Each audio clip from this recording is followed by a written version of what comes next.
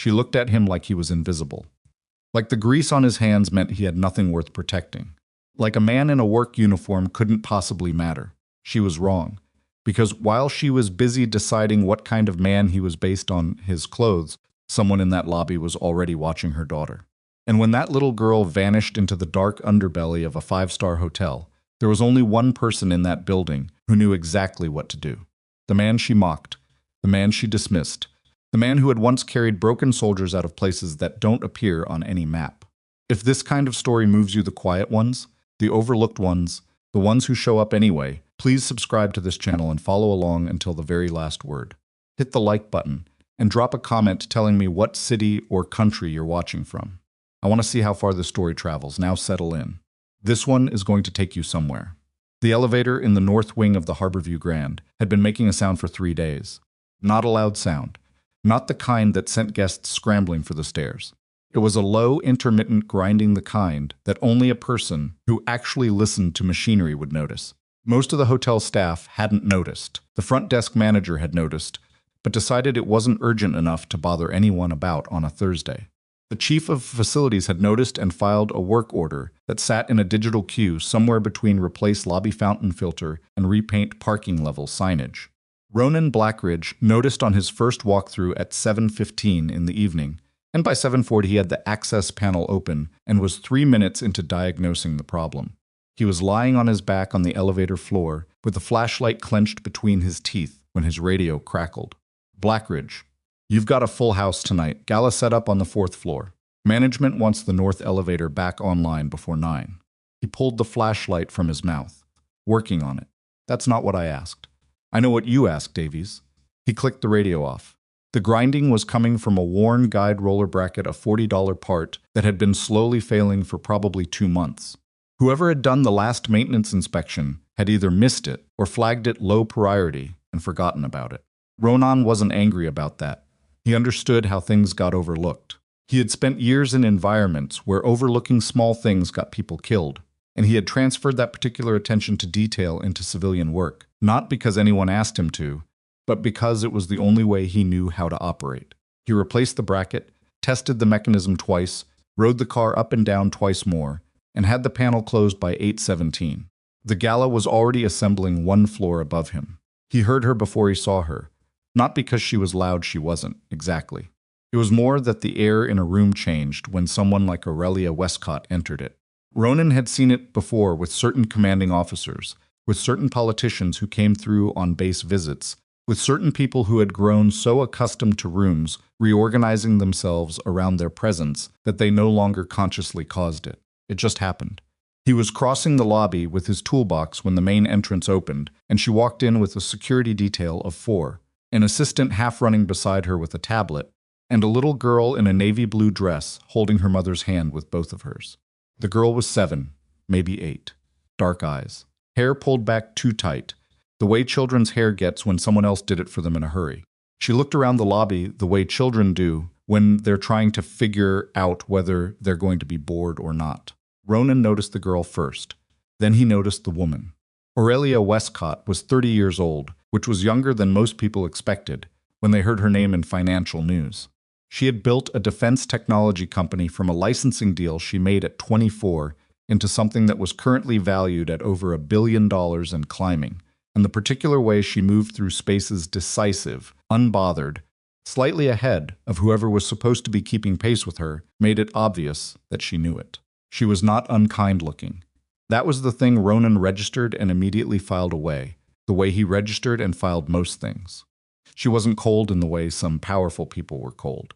She was something else. Distracted, maybe.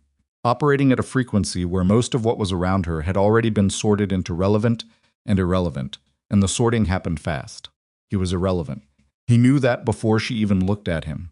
He was halfway to the service corridor when her voice caught him. "Excuse me." He stopped and turned.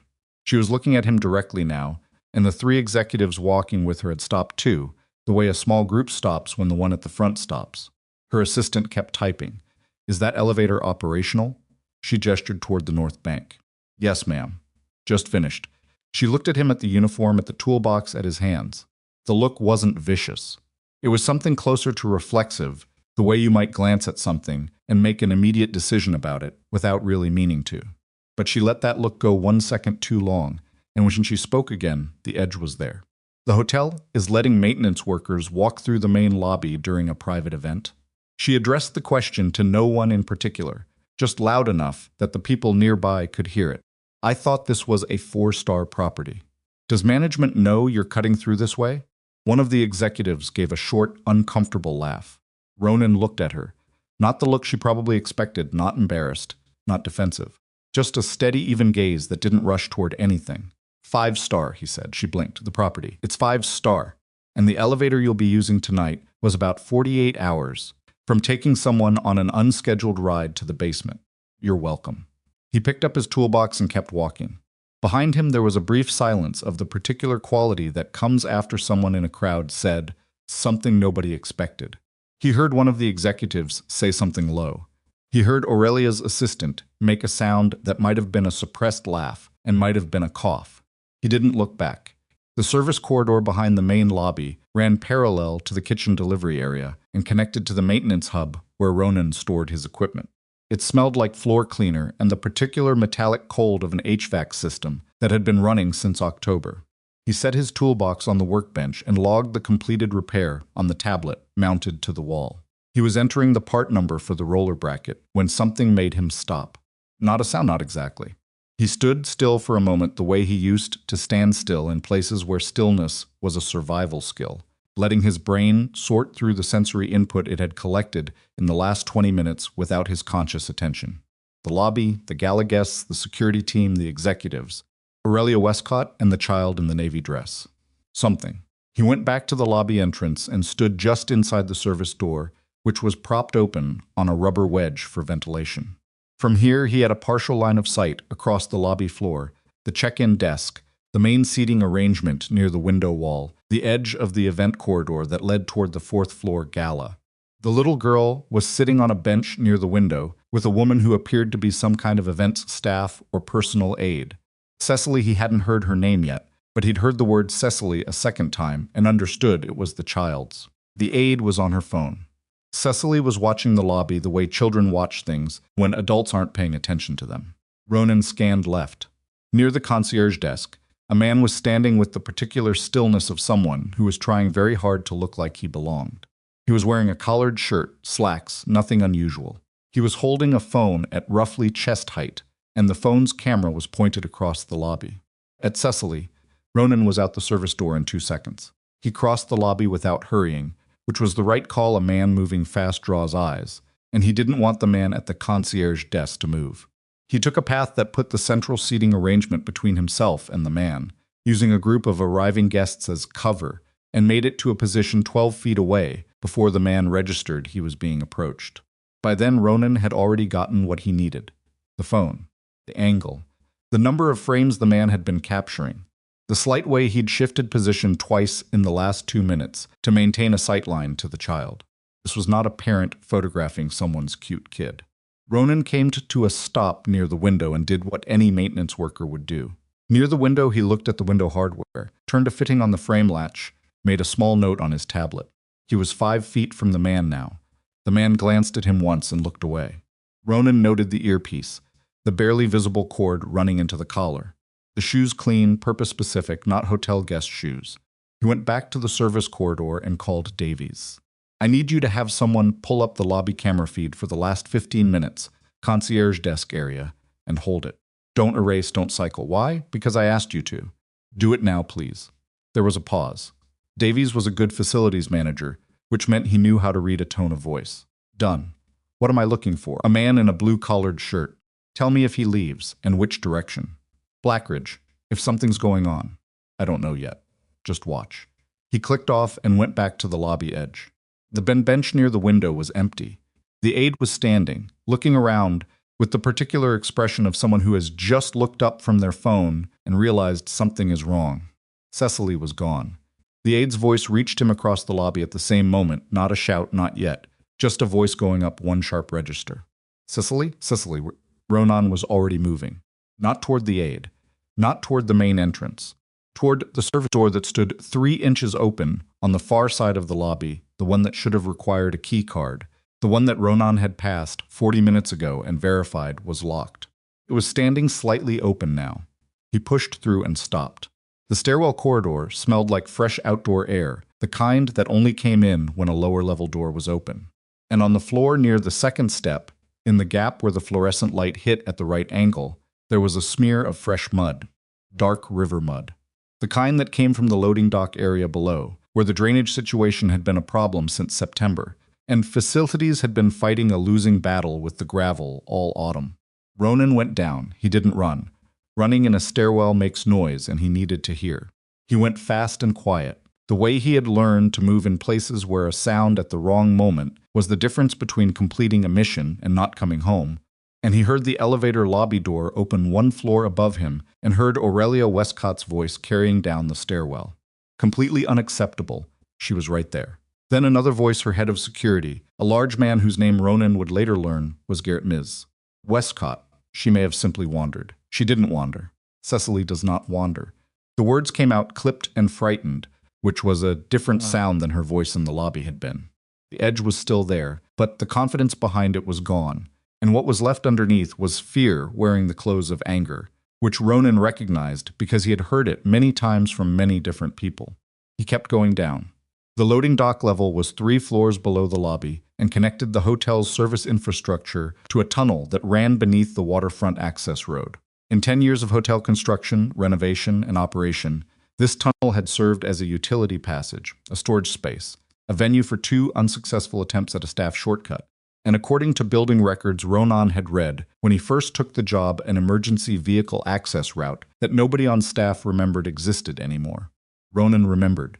He had read every emergency diagram in the building on his first week. He came through the loading dock door and stopped in the shadow of the delivery shelving.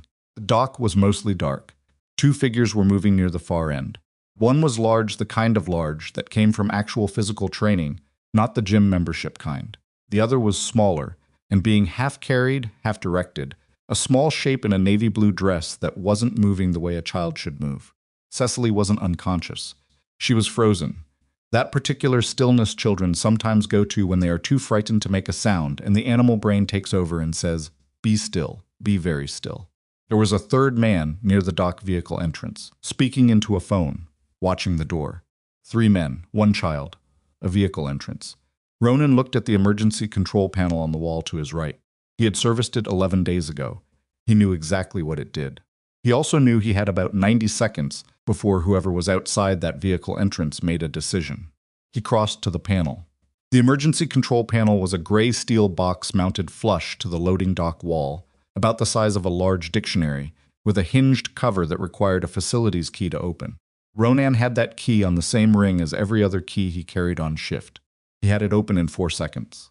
The panel controlled 3 things relevant to him right now: the overhead dock lights, the 2 vehicle bay doors that opened to the service ramp beneath the hotel, and the emergency ventilation dampers that, when triggered, would fill the dock corridor with a low mechanical roar loud enough to cover the sound of movement. He hit the lights first. The loading dock went dark the way spaces go dark, when the light source is industrial, sudden, and total. No gradual dimming, just presence, and then absence. He heard one of the men swear and heard the shuffle of feet repositioning, and heard Cecily make a sound that was small and involuntary, the kind of sound a child makes when something frightens them past the point where being brave is an option. "Stay still," one of the men said, not to Cecily, to each other. Professional voices, Ronan noted. Not panicked. Trained to some degree. He hit the ventilation dampers. The roar that filled the dock corridor was not subtle.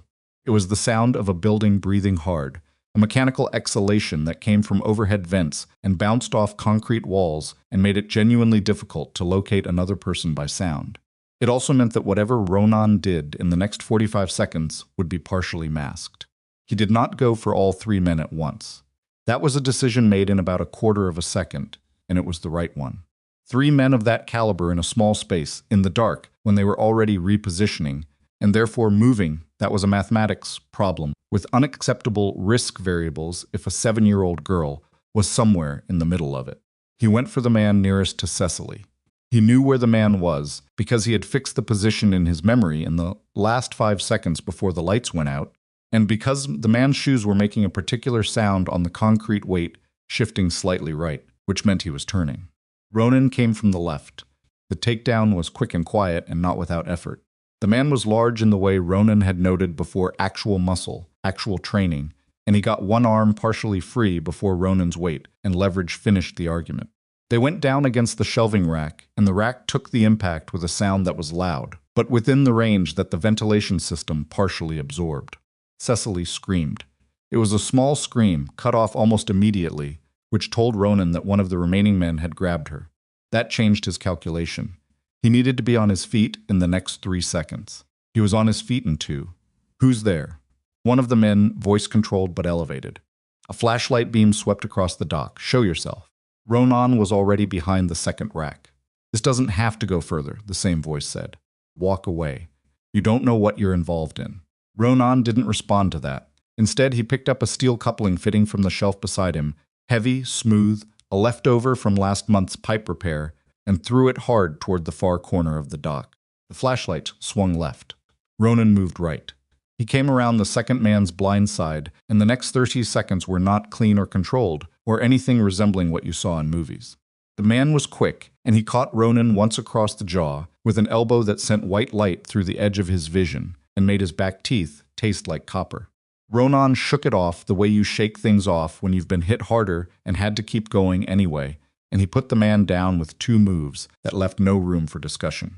The third man, the one who had been by the vehicle entrance, was gone. And so was Cecily. Ronan came through the vehicle entrance door at a controlled run and nearly collided with Aurelia Westcott. She was in the service ramp corridor with Garrett and 2 other members of her security team, and her face when she saw Ronan come through that door, disheveled, jaw reddening. A smear of dock grease on his forearm went through 3 expressions in about 1 second. Shock, confusion, then the particular kind of furious certainty that people reach for when they are terrified and need something to be angry at. "You." She stepped forward. "What are you doing down here? Where is my daughter?" One of them took her toward the utility tunnel. "If they have a vehicle—" "Stop," her voice went hard. "Garrett, get him out of here." Garrett moved toward Ronan, who didn't retreat and didn't advance. He just looked at Garrett the way he'd looked at people before who were about to make a decision they'd regret. And something in that look made Garrett pause. "Ms. Westcott," Ronan said, "I need you to hear me right now. There are 2 men down in the loading dock. Your daughter was taken by a third man who is heading for the utility tunnel access under the service ramp. That tunnel exits to the waterfront access road, and if they have a vehicle positioned there, which I believe they do, you have about 4 minutes before Cecily is out of this building and into traffic." Aurelia stared at him. Her jaw was tight. Her eyes were bright in the way eyes get when someone is fighting hard against the thing that's happening to them. She looked at Garrett. "He's right about the tunnel," Garrett said, and Ronan could see it cost him something to admit it. "I didn't know about the waterfront exit." "I did," Ronan said. "Let me go first. I know the layout." "You are a maintenance worker," Aurelia said, and the way she said it wasn't cruel exactly, it was disbelieving, like a person who has organized their understanding of the world in a very specific way and is watching that organization crack under pressure. "You fix elevators tonight." Yes, he met her eyes. "But I can find your daughter. You need to decide in the next 10 seconds whether that matters more than anything else." She looked at him for those 10 seconds. Something shifted in her face, not trust, not exactly. More like the moment when you run out of alternatives and the thing you wouldn't have chosen becomes the only thing left. "Go," she said. The utility tunnel was exactly as the building diagrams had shown it, a concrete passage 6 feet wide and low-ceilinged enough that Ronan kept his shoulders slightly forward, running on a surface that was uneven from years of drainage problems and occasional pipework. Emergency lighting ran along the upper left wall, low-wattage strips that gave everything a yellowish cast and enough visibility to move at speed without killing yourself. He heard them ahead. Not voices, footsteps. One set adult, one set small and irregular, the pattern of a child being pulled along faster than she wanted to move. Ronan pushed harder. The tunnel curved right and then opened into a secondary staging area, a space that had been used decades ago for equipment storage and had been mostly forgotten since. Rusted shelving on 2 walls, a cracked concrete pillar in the center, and on the far side a steel door that Ronan knew from the diagrams led to a ramp and then to the service road. The door was just swinging shut. He hit it at a run, shoved it open, and came out into the cold. Seattle in November at night near the water was a particular kind of cold, damp, and penetrating, the kind that got through your jacket in the first 30 seconds and reminded you it was there every breath after that. The service road was wet from earlier rain, and the yellow light of a single working lamppost showed him the ramp, the gravel shoulder, and 30 yards ahead, a dark SUV with its engine running. The third man was 10 feet from the vehicle, and he had Cecily by the wrist. She was not screaming. She had gone back to that still, frozen place, and she was looking at the SUV door with the expression of a child who has decided that making noise will not help her and is trying very hard to figure out what else there is. "Hey," Ronan said. It wasn't a dramatic word. It wasn't a threat or a command. He just said it the way you say it to someone on the street, and the ordinariness of it, out here in this dark, wet alley behind a hotel, made the man turn around. Ronan was already closing the distance. What happened next was brief and genuinely unpleasant for both of them. The man released Cecily and swung first, which told Ronan something about his training instinct before strategy. Ronan took the punch partially on the left shoulder, let the momentum carry him into the man's space, and put him against the brick wall of the tunnel exit with enough controlled force to end the engagement. He turned around. Cecily was standing 6 feet away, completely motionless, looking at him with eyes that were too large for her face. Ronan crouched down so he was at her level. "Hey," he says again. Same word, entirely different tone. "You're okay. I'm Ronan. I work in the hotel. You're safe." She stared at him. "Is your name Cecily?" A very small nod. "Okay, Cecily." He kept his voice level and unhurried the way he used to speak to people in crisis situations when the situation was actually over, but their bodies hadn't caught up yet. "I'm going to walk you back inside. Your mom is in there looking for you. She is very, very worried about you, and she is going to be really glad to see you. Okay?" Another nod. Then, in a voice that was barely there, the man grabbed my wrist. "I know, he's not going to do that anymore. Does it work like that?" she asked. "You can just make it stop?" He looked at her for a moment. "Sometimes," he said honestly, "sometimes you get there in time." She took his hand. He walked her back up the ramp.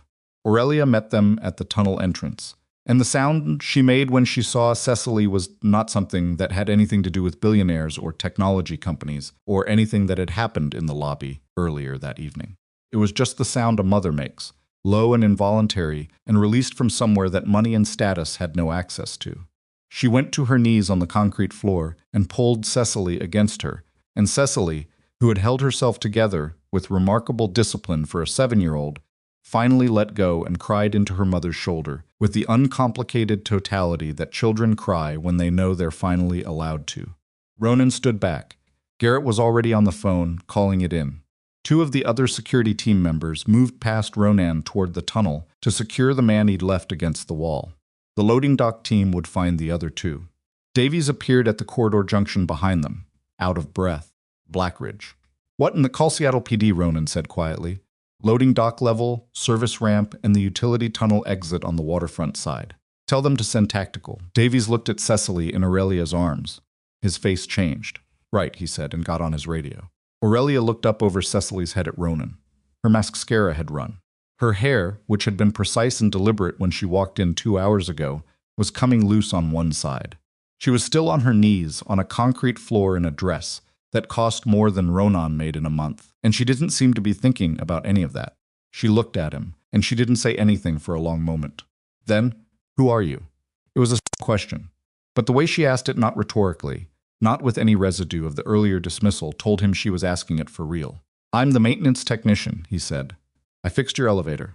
He said it without heat, just a statement. Her jaw moved slightly. Something crossed her face that he couldn't fully categorize. Guilt was in there somewhere, but it hadn't organized itself into anything coherent yet. That was fine. He wasn't waiting for it to. He looked at Davies. "You good?" "Police are on their way. 8 minutes." "Okay." Ronan looked back at Cecily, who had her face turned slightly out from her mother's shoulder and was watching him with those 2 large, dark eyes. He held up one hand in a small wave. She waved back. Small, 2 fingers. He went back to the loading dock to wait for the police. The next 2 hours were paperwork and statements, and the particular grinding bureaucracy that arrives after any incident involving law enforcement, a high-profile individual, and a luxury hotel management team trying very hard to simultaneously cooperate with authorities and protect their reputation. Ronan gave his statement twice, once to the first responding officers and once to a detective named Vasquez, who had a quiet, unhurried manner and the kind of eyes that missed nothing. He described what he had seen in the lobby, what he had done, where each man was when he was last in contact with them. He was precise and did not editorialize. Vasquez wrote everything down and then looked up. You had no weapon. No, 3 men. Yes. Vasquez looked at him for a moment. You do this kind of thing often? Fix elevators? Vasquez almost smiled. Sure. That. I try to avoid situations like this, Ronan said. Didn't have a choice tonight. He was in a small conference room on the 2nd floor that the hotel had made available, and through the glass partition wall he could see Aurelia in the adjacent room with Garrett and a man in a suit who had arrived 30 minutes in and who had the particular energy of a lawyer who has been called on a Friday night and has made peace with that being part of the job. Cecily was in there too, curled against Aurelia's side under a hotel blanket that someone had found, asleep now. The exhaustion of fear is a specific weight, and it usually hits hardest the moment the body decides it's safe enough to let go. Aurelia wasn't asleep. She was listening to the lawyer and to Vasquez's colleague and to Garrett, and occasionally she looked toward the glass, and once, just once, she looked directly at Ronan. He looked back, then looked away. There was nothing comfortable to do with that look. Not yet. Maybe not for a while. His shift technically ended at midnight. At midnight 15, he was still giving supplemental information to a second detective who wanted to walk through the loading dock sequence again. At 1 a.m., he was sitting in the facilities office with a cup of coffee that Davies had made, and that was not good but was hot, while Davies sat across from him, looking like a man who had spent the last 4 hours revising his understanding of the brain he'd been supervising for 14 months. You want to tell me, Davies said, who you actually are. Ronan looked at the coffee. I fix elevators. Plumbing issues. HVAC. Whatever needs. Ronan. He stopped. Davies was a heavy-set man in his early 60s who had worked facilities management his entire adult life and had a way of sitting that suggested he had heard most things and was not easily rattled. Right now, though, he looked rattled. Not upset exactly. More like the feeling you get when you realize the ground has been slightly different than you thought it was. 3 guys, Davies said, in the dark.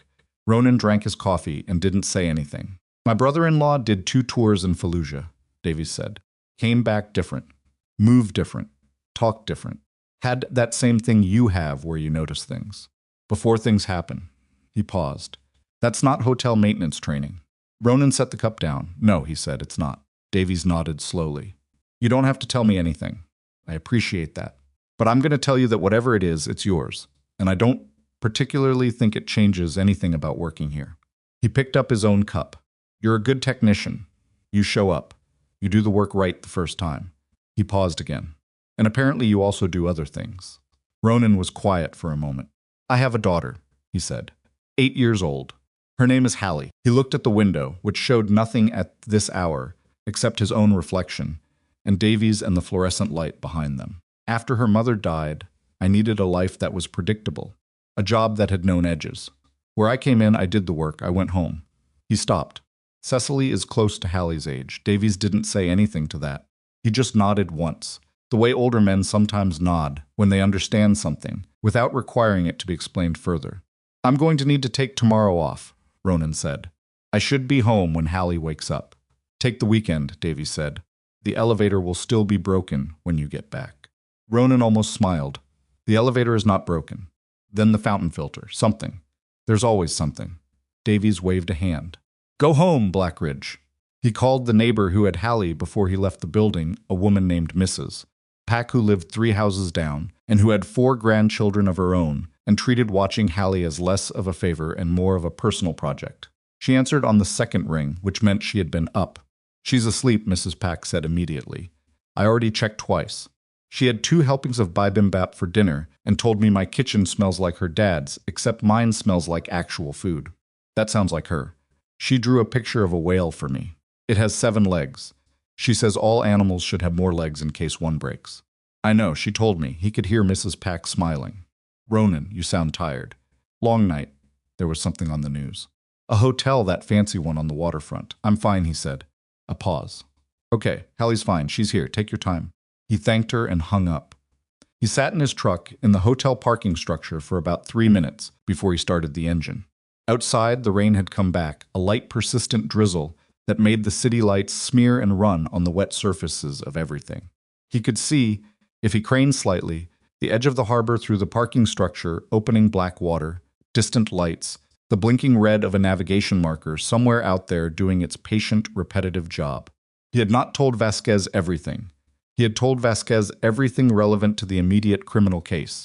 But in the loading dock, in those few minutes before the police arrived, Ronan had done what he always did. He had listened to the two men he'd put down before they fully understood the situation they were in. And he had gathered things from what they said to each other in the dark. A name, Gideon Price, he knew that name, not personally.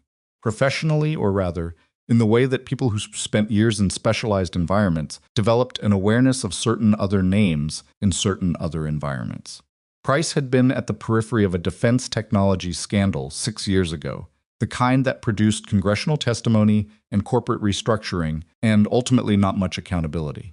He had come out of it cleanly because he was very good at making sure whatever was attached to his name had enough distance that it could plausibly belong to someone else.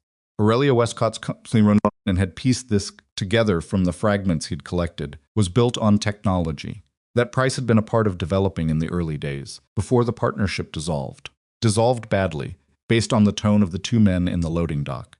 The kind of badly that leaves people with specific, lasting grievances. The kidnapping wasn't random. It wasn't opportunistic. It was a mechanism, a pressure point.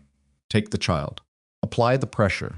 Force the billionaire to make a choice between her company and her daughter. Whatever Price wanted from Westcott, he had decided that this was the most efficient way to get it. Ronan sat with that for a moment. Then he started the truck and drove home through the rain. Hallie was asleep on Mrs. Pack's couch under a quilt that had cartoon foxes on it, her mouth slightly open, her hair splayed across the pillow in the particular comfortable chaos of someone who had been asleep for hours and settled in. She was wearing the purple socks with the mismatched stripes that she insisted were her best socks, and that had a hole in the left heel that she refused to acknowledge. Ronan crouched beside the couch and looked at her for a long moment. She didn't wake up. She was 8 years old, and she was completely unconditionally safe, and she had no idea that anything had happened tonight, and he intended to keep it that way. He picked her up, which she was nearly too big for, but not quite. She stirred briefly, made a sound. "It's me," he said quietly. "Dad." Not a question, just recognition. She put her head on his shoulder and went back to sleep. He thanked Mrs. Pack at the door. She pressed a container of leftover bibimbap into his hands without a word and went back inside. He drove the 3 blocks home in the rain with Hallie asleep against him, carried her up the porch steps and inside, and laid her in her bed, pulled the cover up. He stood in the doorway for a moment, the way he sometimes did, not out of anxiety. Exactly, but out of something that lived right next to gratitude and didn't have a cleaner name than that. Then he went downstairs, sat at the kitchen table, opened his laptop, and started looking up everything he could find about Gideon Price. 'Cause 3 men in a loading dock were not an end. They were a beginning, and whoever had sent them was still out there. By 3 in the morning, he had built a picture. Price was 61, formerly a managing partner at a defense technology investment group that had held early shares in Westcott's company before she bought them out at a price that, depending on who was telling the story, was either fair market value or was deliberately structured to minimize Price's return. There were 2 civil suits, both settled, both sealed. There was a congressional subcommittee appearance from 6 years ago that Ronan found in archived C-SPAN footage in which a man with Price's bearing and a very expensive suit answered 40 minutes of questions without actually answering a single one of them. The company he currently operated under was a holding group with offices in 3 cities and a web of shell entities that suggested someone who understood how to put distance between themselves and anything they wanted to do. This was not a man improvising. The kidnapping had been planned. The photographer in the lobby, Ronan, was certain now had been placed there to confirm that Cecily was present and accessible. The 3 men in the loading dock were professionals, not hired muscle from any corner people with training, with communication equipment, with a vehicle pre-positioned on the service road. Someone had given them the hotel layout. Ronan stopped on that thought, the service door that should have been locked standing open. He went back through his shift notes on his phone. He had checked that door at 7:20, locked. He had not passed it again until he came down the stairwell after Cecily, which was approximately 8:55. Someone had opened that door between 7:20 and 8:55 with a key card. Hotel staff key card or someone who had access to one. He wrote that down. Then he closed the laptop and sat for a while in the kitchen of his small house in the Beacon Hill neighborhood, listening to the rain against the windows and the refrigerator hum, and distantly, Hallie's slow and even breathing from upstairs. He had two choices. He could give Vasquez the name Price and the information about the key card, and let the police and Aurelia's presumably very expensive legal team handle what came next. That was the clean choice, the correct choice for a man who had a daughter sleeping upstairs, and a life built specifically around predictability. Or he could stay in it. He knew, with a certainty that came from experience and not from ego, that there was information the police would not find quickly, and connections they would not make fast enough, and that Price, if this was Price, was not done. 3 men down was a setback, not a defeat, for someone operating at that level. If the goal was to pressure Aurelia into a decision about her company, the goal still existed. He thought about Cecily's on the service road in the rain, holding her own wrist where the man had grabbed it. He thought about Hallie upstairs in the purple socks. He picked up his phone and called Vasquez's number, which the detective had written on the back of a business card. It was 3:15 in the morning. Vasquez answered on the second ring. "It's Blackridge," Ronan said. "I have some additional information that I think is relevant. I also think you should know that whoever organized tonight isn't finished." A pause. "Then I'm listening." Ronan told him about Price. He told him about the key card. He told him about the timing. He told him all of it, clearly and completely, and when he was done there was a silence on the line that had the quality of someone making decisions. "You have a background," Vasquez said. It wasn't a question. Ronan didn't answer. "I'm going to want to talk to you again tomorrow," Vasquez said. "Earlier rather than later. I'll be available after 9. I need to be home when my daughter wakes up." Another pause. Shorter. "Okay," Vasquez said. 9 o'clock. Ronan said goodnight and hung up. He sat at the table a little longer. Then he got up, turned off the kitchen light, and went to bed. He did not sleep particularly well. But he slept, which was the important thing, because tomorrow was going to require him to be functional. And somewhere across the city, in a hotel room where her daughter was finally asleep, and her lawyer was still going through documents, Aurelia Westcott sat in a chair by the window and looked at the rain and thought about a man in a work uniform who had looked at her with the calmest eyes she had ever seen on a person moving toward danger. She didn't know his name yet. Not really. Not the kind of knowing that means anything. But she would. Vasquez called at 8:47. Ronan was in the kitchen making eggs when the phone buzzed on the counter, and Hallie was at the table behind him eating cereal and telling him about a dream she'd had involving a library that was also underwater, which she considered mostly a positive development for libraries in general. He looked at the phone screen, looked at Hallie, and let it go to voicemail. It buzzed again 30 seconds later. He picked up. Blackridge. Vasquez's voice had the flat, focused quality of someone who had not slept. "We have a problem." Ronan turned down the burner. "What kind?" "The kind where 2 of the 3 men from last night are already out. Posted bail at 6 this morning. The third one, the one from the service ramp, has a lawyer who has been at the precinct since 5 a.m., which means someone made a phone call at about 3:30, which means someone was waiting for the arrests." Ronan was quiet for a moment. Hallie said something behind him about whether fish could read books if the pages were waterproof. "Price," Ronan said. "We can't confirm that yet. The bail was posted through a third-party bonding company with no direct connection to anything we can currently tie to him." A pause. "But yes, Price. He knows they were picked up. He knew within 2 hours of it happening." Ronan turned completely away from the stove and leaned against the counter, keeping his voice level and low. "So he knows the approach failed." "Yes, and he knows we know his name. Your information last night moved fast. I had to loop in my lieutenant, who looped in financial crimes, who has an existing file on Price." Vasquez paused again. "It's a good file. Substantial. But none of it is actionable yet in the specific context of what happened last night, because the 3 men are not cooperating, and their lawyer is very, very good." Ronan absorbed that. "What about Aurelia Westcott?" "We've advised her to leave the hotel. Her legal team is cooperating. She has agreed to speak with a financial crimes investigator this afternoon." A pause. "She also asked about you." "What about me?" "Whether you were a person we had on record. Whether we knew who you were." Vasquez let that sit for a second. "I told her you were a witness who had been cooperative. I did not tell her anything else. That felt like your conversation to have." Ronan said nothing. 9 o'clock still works," Vasquez said. "But I'm coming to you. I'd rather do this somewhere that isn't the precinct right now. There are reporters." You know where the hotel is. I'd rather not the hotel either. You have somewhere else? Ronan looked at Hallie, who had finished her cereal and was now drawing something on a paper bag with a marker. There's a diner on Beacon, Reyes. You know it? I'll find it.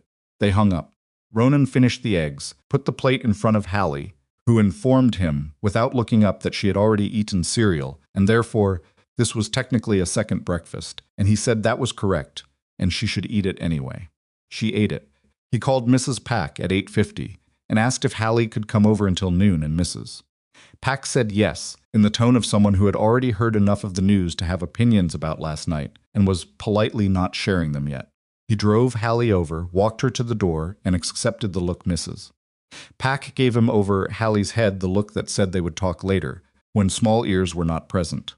Reyes Diner was 4 blocks away, a narrow place with red vinyl stools and coffee that arrived in ceramic mugs the size of soup bowls, and was usually the best thing about whatever morning you were having. Ronan was there by 8:58, and Vasquez walked in at 9:03, which Ronan noted was the kind of promptness that suggested discipline rather than anxiety. Vasquez was taller than he remembered from the night before. Mid-40s, close-cropped gray at the temples, a jacket that had seen considerable use. He sat across from Ronan and accepted a coffee from the server without looking at the menu. You look better than I expected for someone who went 3 rounds in a loading dock at 9 p.m., Vasquez said. I've had worse nights. I'm starting to believe that. He wrapped both hands around the mug. I'm going to tell you what I know, and then I'm going to ask you some questions, and I'd appreciate honest answers, even if they're incomplete. Ronan nodded. Gideon Price and Aurelia Westcott have a documented history going back 7 years. He was the lead investor in the early development phase of what became her company, Verantis Defense Systems. The partnership dissolved when she was 26. She bought him out for a figure that his legal team has argued in 2 separate civil proceedings was below fair market value by roughly $40 million. Vasquez paused to drink. Both suits settled. Both settlements are confidential. But the Financial Crimes Unit has a source inside Price's current holding group who has suggested that Price has been looking for leverage over Westcott for approximately 18 months. What kind of leverage? The kind that gets you back inside a company you believe you were cheated out of. Vasque set the mug down. Verantis has a defense contract renewal coming up in 6 weeks. A significant one, the kind that will either consolidate Westcott's position or, if she's distracted by, say, a custody emergency involving her daughter, create enough instability in the company's governance structure that a hostile acquisition becomes feasible. Ronan thought about the men in the loading dock, the pre-positioned vehicle, the key card access. He didn't just want her to hand over the company. He wanted her destabilized. That's the working theory. Last night was the opening move. Not the only move. No. Vasquez looked at him directly, which is why I'm sitting here instead of at my desk. The Financial Crimes Unit is moving on the legal side, but that's a slow machine. The men from last night are out. Price is, as of this morning, on a flight out of Seattle. Ronan went still. Where? We don't know yet. His travel is being tracked through unofficial channels, which means there's a lag. Vasquez picked up his coffee again. He's not running. This isn't panic. He went somewhere specific. Ronan thought about the structure of it, the planning, the resources, the speed of the legal response to the arrests. He has more people here, he said. The 3 from last night weren't his whole investment. Vasquez looked at him for a long moment. You said that the way someone says it who's done this kind of analysis before. I'm observant. Right. Vasquez put the mug down with a small, deliberate sound. Blackridge. I'm going to ask you directly, and you can tell me whatever you want, but I'd appreciate the truth. What is your background? The diner was filling up around them. A man 2 stools down was reading a newspaper. The server was refilling someone at the far end. The coffee machine behind the counter was making its particular late morning sound. Navy, Ronan said. 12 years. Vasquez nodded slowly. Special operations? Ronan was quiet for 3 seconds. I'd rather not go further than that. Okay. Vasquez accepted that without pushing. Here's what I want to know then, practically speaking. Last night you operated in a dark, enclosed space against 3 trained individuals and came out without significant injury and with the child safe. That is not maintenance technician training. No. So whatever you were, whatever you are, you have skills that are relevant to what I'm trying to do here. What are you trying to do? Vasquez leaned forward slightly. Keep that little girl safe until we can build a case solid enough to put Price in front of a judge. which means keeping Aurelia Westcott's situation stable enough that Price can't use it, which means I need people in proximity who can actually do something if last night happens again. He sat back. I'm not asking you to work for me. I don't have that authority, and it's not that kind of conversation. I'm asking if you're willing to stay in this. Ronan looked at his coffee. He thought about Hallie at Mrs. Pack's, drawing waterproof library fish on a paper bag. He thought about Cecily's two-finger wave in the loading dock. Tell me where Westcott is staying, he said. They had moved her to a different property, a private residence in Medina across the lake, that belonged to one of her company's board members and was considered more secure than a hotel that had already been compromised. Garrett had arranged additional security personnel overnight, and Aurelia's lawyer had hired a private threat assessment firm whose people were currently going through every inch of the property, the systematic energy of people being paid to find problems. Ronan drove over mid-morning. He did not call ahead. Vasquez had cleared his name with Garrett, which meant when he pulled up to the gate, there was only a brief exchange on the intercom before it opened. The property was large in the understated way that very serious money sometimes expressed itself not ostentatious, just quietly and completely prepared for every possible comfort. A long driveway, mature trees, the lake visible through the house at the far end of the grounds. Two of the threat assessment people were visible near the perimeter, and one of Garrett's people was at the front door. Ronan parked and walked up. The front door opened before he reached it. Aurelia was standing in the doorway in clothes that were not the kind she wore to Gala's dark slacks. A plain gray sweater, hair pulled back simply. She looked like she had slept approximately as much as Vasquez, which was to say not much, and she had the particular tight alertness of someone running on the wrong kind of energy. She looked at him for a moment. Blackridge, she said, like she'd been practicing it. Ms. Westcott. Aurelia. She stepped back from the door. Come in. The kitchen was large and modern, and someone had made coffee, which sat in a glass carafe on the counter, with the slightly stale quality of coffee that had been made 2 hours ago by someone who needed to do something with their hands. Aurelia poured 2 cups without asking, and set one in front of him at the kitchen island. Cecily was not visible. Ronan assumed she was somewhere in the house with one of the staff, or napping in a room far enough from the adults that she couldn't hear the kind of conversation happening in this kitchen. Aurelia leaned against the counter across from him with her cup in both hands, and looked at him with the direct, undecorated attention of someone who had decided to stop managing the impression she was making. Vasquez told me you have a background, she said. He didn't tell me what kind. He doesn't know the full picture. What is the full picture? Ronan looked at his coffee. Then at her, 12 years in Navy Special Operations, multiple deployment cycles, rescue specialization. He kept it simple and factual, the way he always said the few things he said about it. I left 4 years ago. My wife was sick. She died 8 months after I came home. He paused. I have a daughter. She's 8. Her name is Hallie. This job, this life, it's built around being there when Hallie needs me. Aurelia was very still. I'm telling you this, he said, not because it's your business, but because you asked who I was last night, and because what I'm about to tell you next is going to require you to trust someone you have no particular reason to trust. She held his gaze. Go ahead. Price is not done, Ronan said. Last night was a first attempt.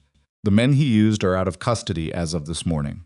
He is currently somewhere other than Seattle, which means he's not retreating, he's repositioning. Whatever the next move is, it will be more careful than the last one.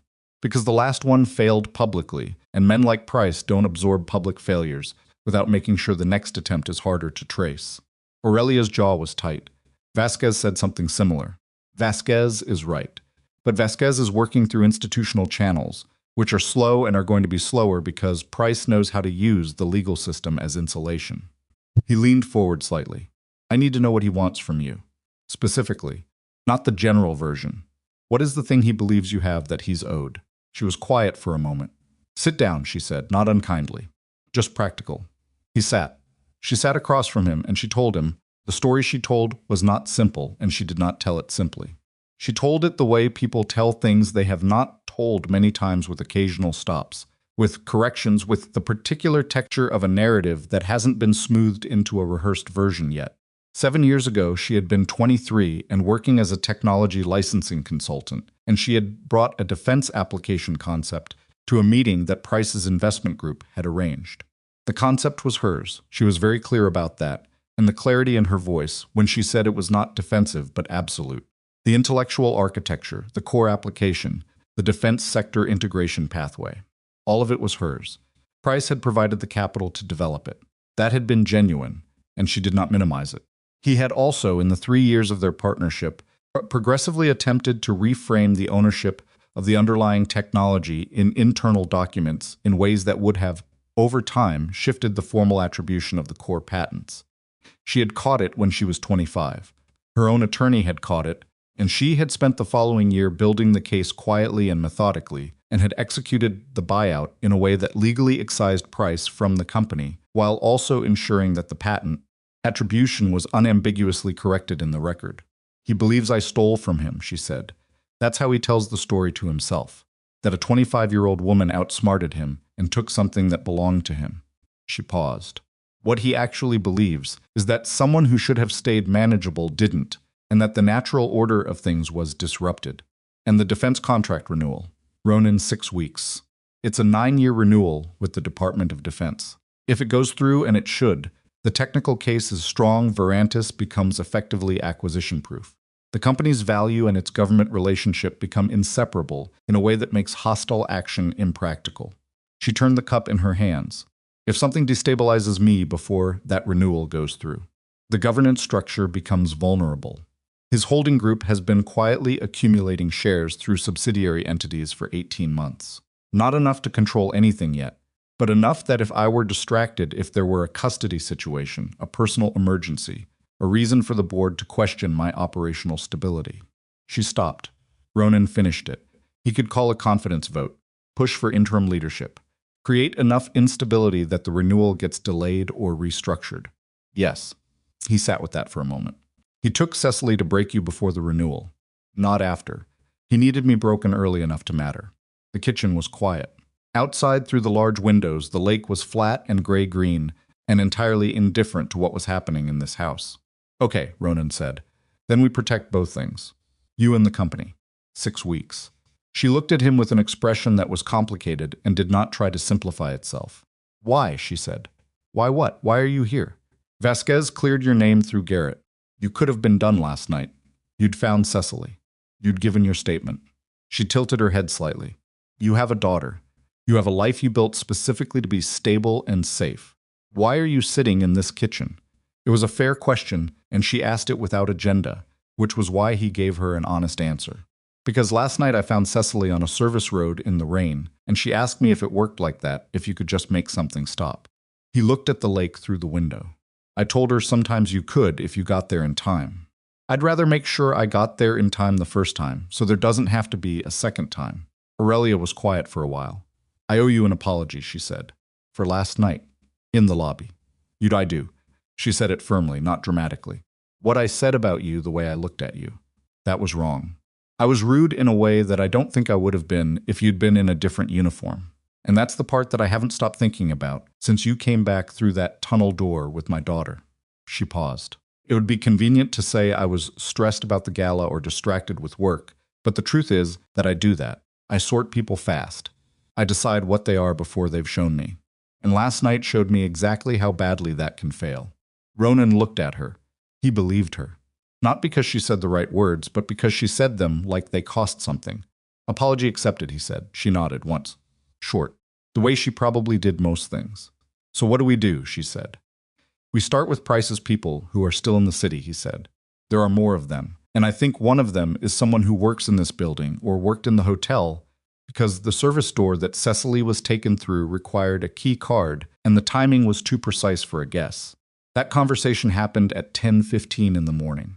By 2 in the afternoon, Ronan was in a small room at the Financial Crimes Unit with Vasquez, a detective named Okafor, who had the file on Price's holding company and the particular low level of exhaustion of someone who has been building a case for 2 years and watching it not quite solidify, and a threat analyst from the private firm Garrett had hired who went by the first name only of Lane and who had worked, Ronan gathered, in at least 2 environments where you learned not to carry more name than necessary. Lane was the one who confirmed the key card. Hotel security pulled the access log this morning. Lane said, spreading printed pages on the table. The service door in question was accessed at 8:43 p.m. by a card registered to a catering staff account. The account belongs to a subcontractor employee who was working the gala setup. Who hired the subcontractor? Vasquez said. The events company that the hotel uses for large functions. They contract regular workers. Lane paused, but this particular employee was added to the crew list 3 days ago as a late addition. The request came through a staffing agency. Okafor leaned forward. Which one? Lane showed him the name. Okafor looked at Vasquez. Something passed between them. That agency is one of the entities in the subsidiary network we've been mapping, Okafor said flatly. It's 6 steps removed from Price's main holding group, but it's there. Ronan sat back, the staffing agency, the catering subcontractor, the late addition to the crew, a hotel door that opened exactly when it needed to open. This had been in motion for weeks, possibly months. The gala was not a coincidence, the gala was the chosen occasion. Aurelia Westcott attending a waterfront hotel investment event was the kind of thing that appeared in published schedules, and someone had been reading those schedules. He chose the location because of the tunnel, Ronan said. Everyone looked at him. The utility tunnel, the waterfront exit. That's not something you find by accident, it's in building records that aren't publicly accessible. Someone pulled those records. Someone knew about the exit before last night and built the extraction plan around it. He looked at Lane. Can you find out who accessed the hotel's engineering and emergency plans in the last 6 months? Lane made a note. I can find out. Vasquez was looking at Ronan with the particular expression of someone recalibrating. You're seeing the architecture, he said. Someone designed this. Finding the design tells you the designer. We know who the designer is. We know the name, Ronan said. We need the hands. The specific people he used to put this together.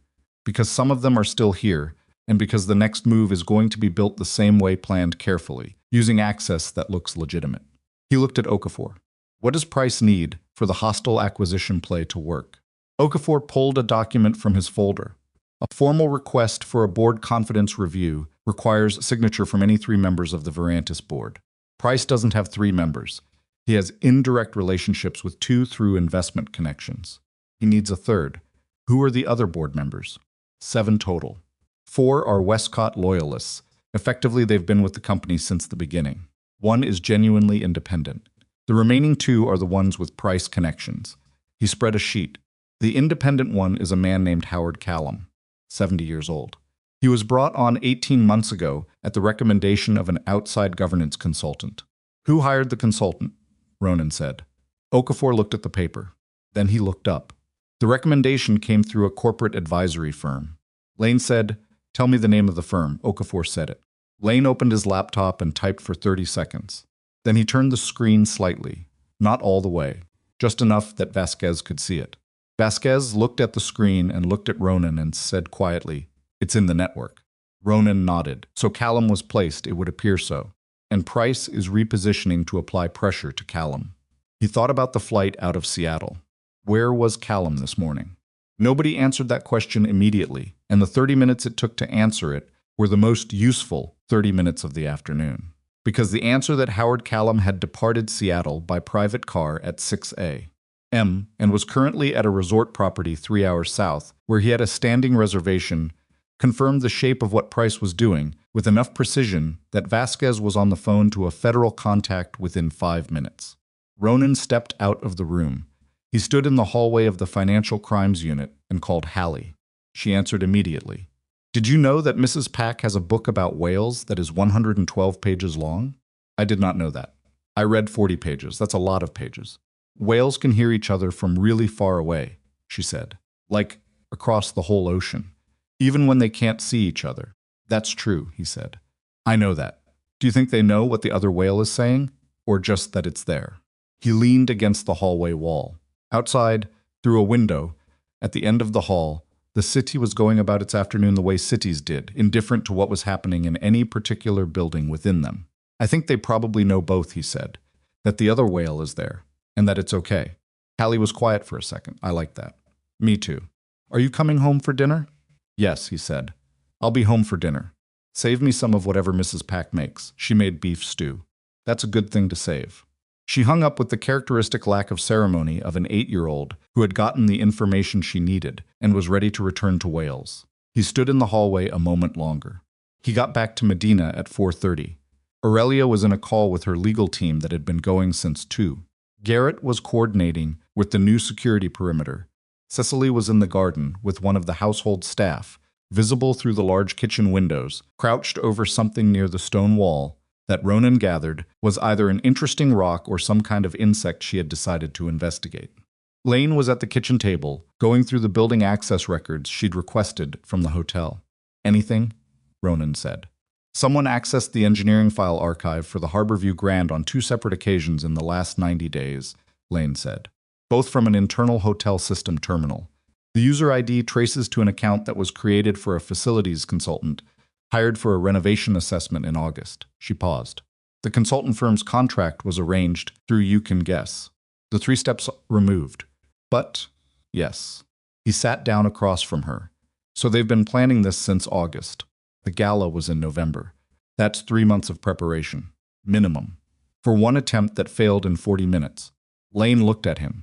She had the particular calm of someone who had been surprised by very little for a very long time. Not everyone plans for the contingency where the hotel maintenance man is a Navy SEAL. Former. Right. He looked at the records she'd spread across the table. What's the next pressure point? He said. If Callum is being approached to sign the board review request, what does Price offer him? Callum is 70. He's not doing this for equity. Protection, Lane said. He's been placed in a governance role under false pretenses. If any of that comes out the consultant, the connection to Price, it ends badly for Callum, regardless. Price isn't offering him a reward. He's reminding him that they're both holding the same rope. Ronan thought about that. Then Callum signs to protect himself. That would be the calculation. Unless someone offers him a better option. Lane tilted her head slightly. What kind of option? The kind where he cooperates with Okafor's investigation, documents the approach from Price, and becomes a witness instead of a participant. He looked at the window. Cecily had found whatever she was looking for in the garden and was showing it to the staff member with both hands. He's 70. He doesn't want to be the story. He wants to not be the story. Lane was quiet for a moment. That requires someone to make him that offer before Price does. Yes, Price has a 3-hour head start. He also has to be careful. He can't show up personally. That creates a direct connection. He'll send someone. That takes time. Ronan stood up. I need Vasquez.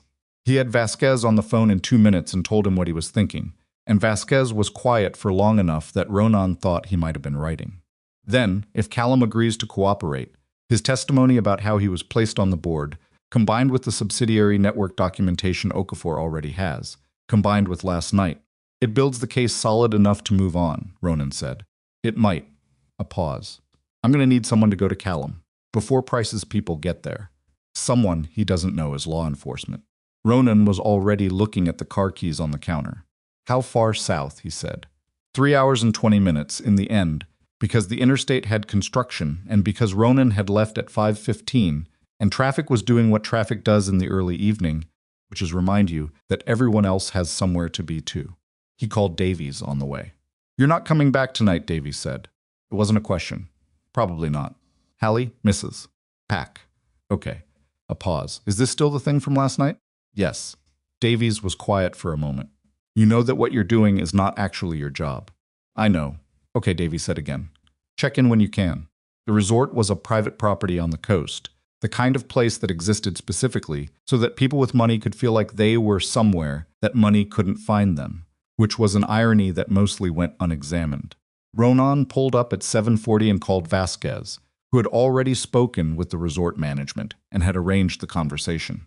Howard Callum was a small man with white hair and the slightly startled quality of someone who had agreed to something and was beginning to regret it. He met Ronan in a small sitting room off the main lounge, and he looked at Ronan for a long moment before either of them sat down. You're not a detective, Callum said. No. Who are you? Ronan sat across from him. I'm someone who found Aurelia Westcott's daughter last night after she was taken from a hotel lobby. And I'm here because the same person who arranged that is now moving toward you, and you have about 2 hours to decide which side of this you want to be on when it resolves. Callum's face went through several things in rapid succession. Ronan gave him a moment. Then he started talking. He laid it out clearly, and without embellishment, what they knew, what they could prove, what Price wanted Callum to do, and what happened to people who made themselves useful to men like Price when those men eventually lost. He talked about Cecily's in the loading dock. He talked about the staffing agency, the engineering records, the 3 months of preparation for a plan that had failed in 40 minutes. He did not raise his voice. He did not make threats. He just told Howard Callum the truth of the situation with the same directness he used for everything. And when he was done, Callum sat in the chair across from him and was quiet for a very long time. Outside the sitting room window, the coast was dark and the ocean was moving, the way it always moved, constant and unhurried, and not particularly interested in what was being decided in any given room on its edge. "I didn't know about the child," Callum said finally. His voice was slightly different than it had been 2 minutes ago. Thinner. "I knew the placement was, I knew there were interests involved. I told myself it was normal governance relationship." He stopped. "I told myself a lot of things." Ronan waited. "What do you need from me?" Callum said. "A phone call to Vasquez tonight. Everything you know about how you were placed, who made the approach, what was asked of you." He paused. "And when Price's person contacts you, you tell us." Callum looked at the window. "I'm 73 years old," he said. "I have 6 grandchildren." He said it like a statement of fact and also like a thing he had just remembered. "I thought this was just business." "It wasn't," Ronan said simply. Callum nodded. "Small." He picked up the phone on the table beside him and turned it toward Ronan. "Give me Vasquez's number." Ronan left the resort at 9:15 and found a gas station outside the nearest town, where he sat in the parking lot and ate a terrible sandwich from the cooler and drank a bottle of water and called Mrs. Pack. Hallie was asleep. Mrs. Pack had read her 7 pages of the whale book at bedtime. She had eaten 2 bowls of beef stew and asked 3 times what time her father was coming home, and had been given the same answer each time soon, and had apparently accepted this with the particular resigned dignity of an 8-year-old who understands that adults sometimes have things going on. "Thank you," Ronan said. "Don't thank me," Mrs. Pack said. "Just come home when you can." He drove back toward Seattle in the dark with the radio off, the highway mostly empty at this hour, the lights of other cars occasional, and moving fast in the opposite direction. He was tired in the particular way that was more than physical, the kind of tired that accumulated over more than one day and lived somewhere in the chest rather than in the muscles. He thought about Aurelia's question in the kitchen that morning. "Why are you here?" He thought about the answer he'd given, which was true. And he thought about the other part of the answer. The part he hadn't said, the part that had something to do with being in a hotel lobby and seeing a little girl in a navy dress with her hair pulled back too tight, holding her mother's hand with both of hers, looking around to see whether this place was going to be interesting or boring. He had recognized something in that. He didn't want to look too closely at what exactly. He got back to Seattle at 12:30 and drove the 3 blocks past Mrs. Pack's house and looked at the lights off, and then drove home and stood in Hallie's doorway for a moment, and then went to bed. His jaw hurt where the elbow had caught him in the loading dock, a low, persistent throb that would probably be worse tomorrow. He put a hand to it in the dark and felt the swelling at the edge and thought, not for the first time, that his body was increasingly honest about what it had been through. He slept, and 3 miles away, in the house in Medina, Aurelia sat on the edge of Cecily's bed and watched her daughter sleep, and thought about a man who had gone 3 hours south at 5 in the evening on the chance that a 73-year-old board member might change his mind, and who had eaten, she imagined, a gas station sandwich alone in a parking lot before driving back. She thought about that for a while. Then she turned off the light and went to her own room, and she did not sleep immediately, but eventually she did. Callum called Vasquez at 10:17 that night, while Ronan was still somewhere on the interstate driving back from the coast. The call lasted 41 minutes. Vasquez recorded it with Callum's consent, and by the time Ronan's truck pulled into his neighborhood at 12:30, the Financial Crimes Unit had enough from that single conversation to move 3 separate components of the investigation forward simultaneously. Ronan didn't know that until morning, when Vasquez called at 7:52 while Hallie was eating toast and telling him about the remaining 72 pages of the whale book she intended to finish before Mrs. Pack needed it back. "Callum gave us everything," Vasquez said. "The placement, the consultant, the name of the specific Price associate who made the approach. He also confirmed that Price's people contacted him yesterday afternoon before you got there by email. He showed us the email. It's enough to establish direct contact." A pause. "Your timing was closer than I thought." "How close?" "The phone call from Price's side came at 4:50. You arrived at 7:40. If they'd sent someone in person instead of using email as a first contact, this conversation goes differently." Ronan thought about traffic on the interstate. Construction delays. the 40-minute window he'd had to spare. Okay, he said. Federal Financial Crimes is formally involved as of 6 this morning. Okafor's unit is coordinating with them. The subsidiary network documentation, Callum's testimony, the staffing agency connection, the hotel access records it's building. Vasquez paused. Price is still out of the city. We're tracking his location through official channels now. He's in Portland. What's in Portland? His attorney, Vasquez said. He knows we're building something.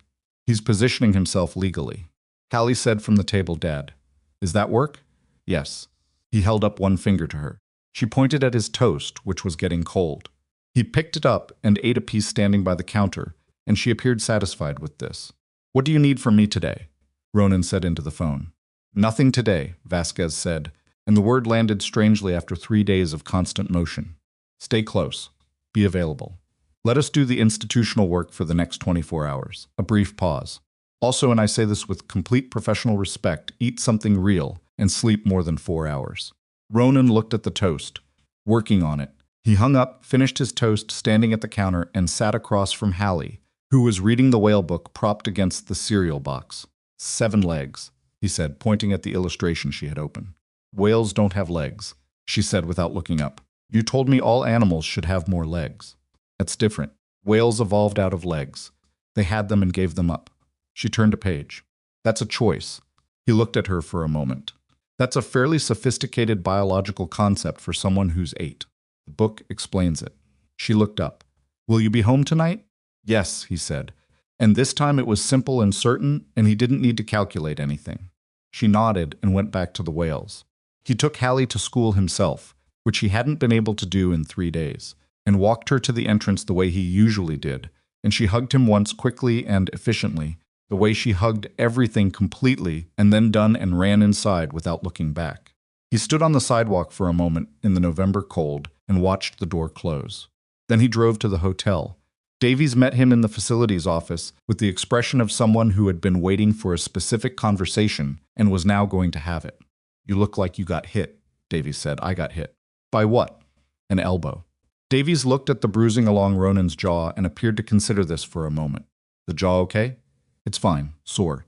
Anything I should actually worry about? No. Davies sat back. Police are done with the loading dock. I need a full assessment down there. The shelving rack took some damage. There's a section of the guide rail on dock door 2 that got bent somehow.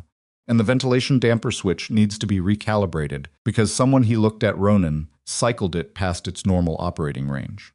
I'll fix the damper switch, I assumed. Davies slid a work order across the desk. I also need you to know that hotel management had a conversation yesterday about whether to put you on administrative leave during the police investigation. Ronan looked at him. I told them that was a spectacularly bad idea, Davies said. Partly because you haven't done anything wrong, and partly because if you go on administrative leave, who fixes the damper switch? He picked up his coffee. They agreed, reluctantly. There are still people in this building who are more concerned about liability than about the fact that a child came home safe. That's usually how it goes. Yeah. Davies drank. You're on modified schedule this week. Light load. I don't need you at full capacity until you're actually at full capacity. He gave Ronan a look that communicated clearly that this was not optional. Go fix the damper switch and then go home at a reasonable hour. Ronan went to fix the damper switch. He was in the loading dock at 11:40 when he heard footsteps on the stairs, not the service stairs, the main stairwell, and then voices. And then Garrett appeared at the dock door with the bearing of a man who had announced himself to someone upstairs and been directed here. Behind Garrett was Aurelia. She was in a coat this time, which meant she had come from outside rather than from somewhere in the building. She looked at the dock, the shelving rack with the damaged section, the bent guide rail, the general evidence of a space that had been a crime scene 72 hours ago and was now being returned to function, and then she looked at Ronan, who was on a stepladder with the damper switch panel open. Ms. Westcott, he said. Not unfriendly, just factual. Aurelia, she said. Same correction as the house. Aurelia. He climbed down from the stepladder. What are you doing here? I needed to see it, she said simply. She looked around the dock again. The way someone looks at a place where something happened that they need to be real to them. When it was happening, I was 1 floor up. I couldn't, she stopped. I needed to see the actual space. He understood that. He stepped back from the ladder and let her look. Garrett stayed near the door. Ronan leaned against the workbench and gave her the space to do whatever this was. She walked the length of the dock slowly. She looked at the shelving racks, at the vehicle doors, at the spot near the far wall where the first confrontation had happened. She stood there for a moment. "She was here," she said. "Yes, and you came in through that door." He indicated the door from the corridor. She was on the far end. Two of them were between me and her. Aurelia stood very still looking at the far wall. "She doesn't talk about it," she said.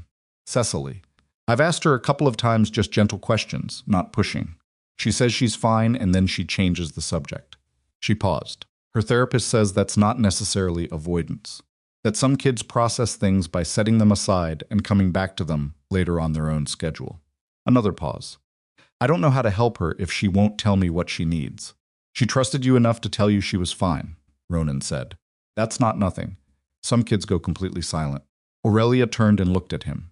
"You know about this." "Some. From things I've seen." She was quiet for a moment. "She talks about you." He waited. "She told me you crouched down to her level. When you found her outside." Her voice was steady, but there was something underneath it that wasn't. "She said you asked her name. She said you didn't treat her like she was a situation that needed to be managed. She said you treated her like a person." Ronan didn't say anything. "She's 7, Aurelia said. 7-year-olds notice that. She's a sharp kid." "She is." Aurelia looked at the dock floor. "I don't always treat her like a person," she said.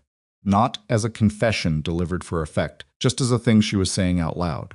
The way you sometimes say things out loud, because the thinking of them is not enough.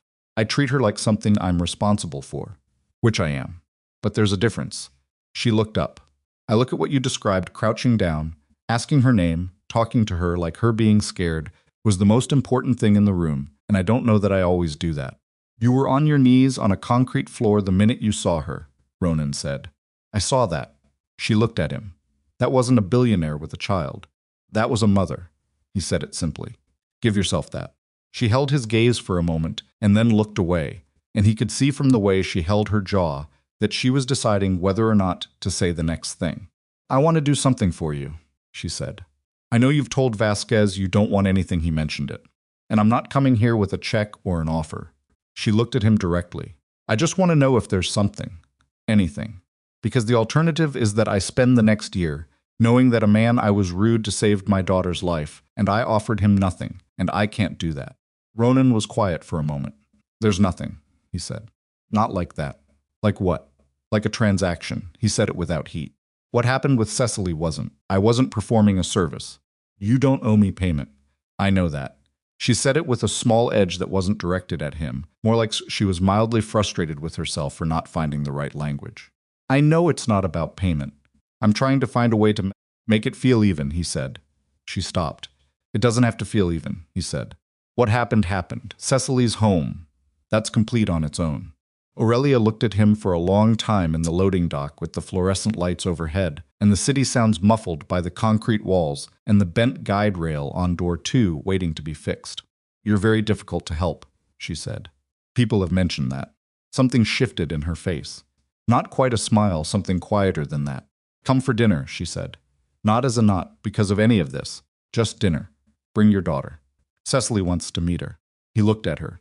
"Cecily specifically asked," she said. She said, "The man who found me has a little girl. Can we meet her?"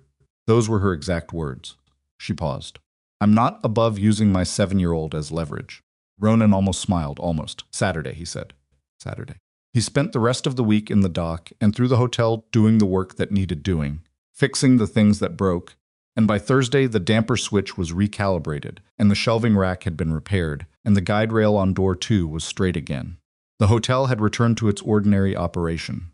The event corridor had a new corporate function on Friday night that went without incident. The north elevator ran perfectly. On Thursday evening, Vasquez called with an update. "The federal case is moving faster than I expected," he said. "Callum is fully cooperative. His documentation of the placement, including emails, the consultant's specific communications, the timeline is filling in gaps that the Financial Crimes Unit has been working around for 2 years." A pause. "There's also something new. One of the 3 men from the loading dock made a decision." "Which one?" "The one from the service ramp. The one you left against the brick wall."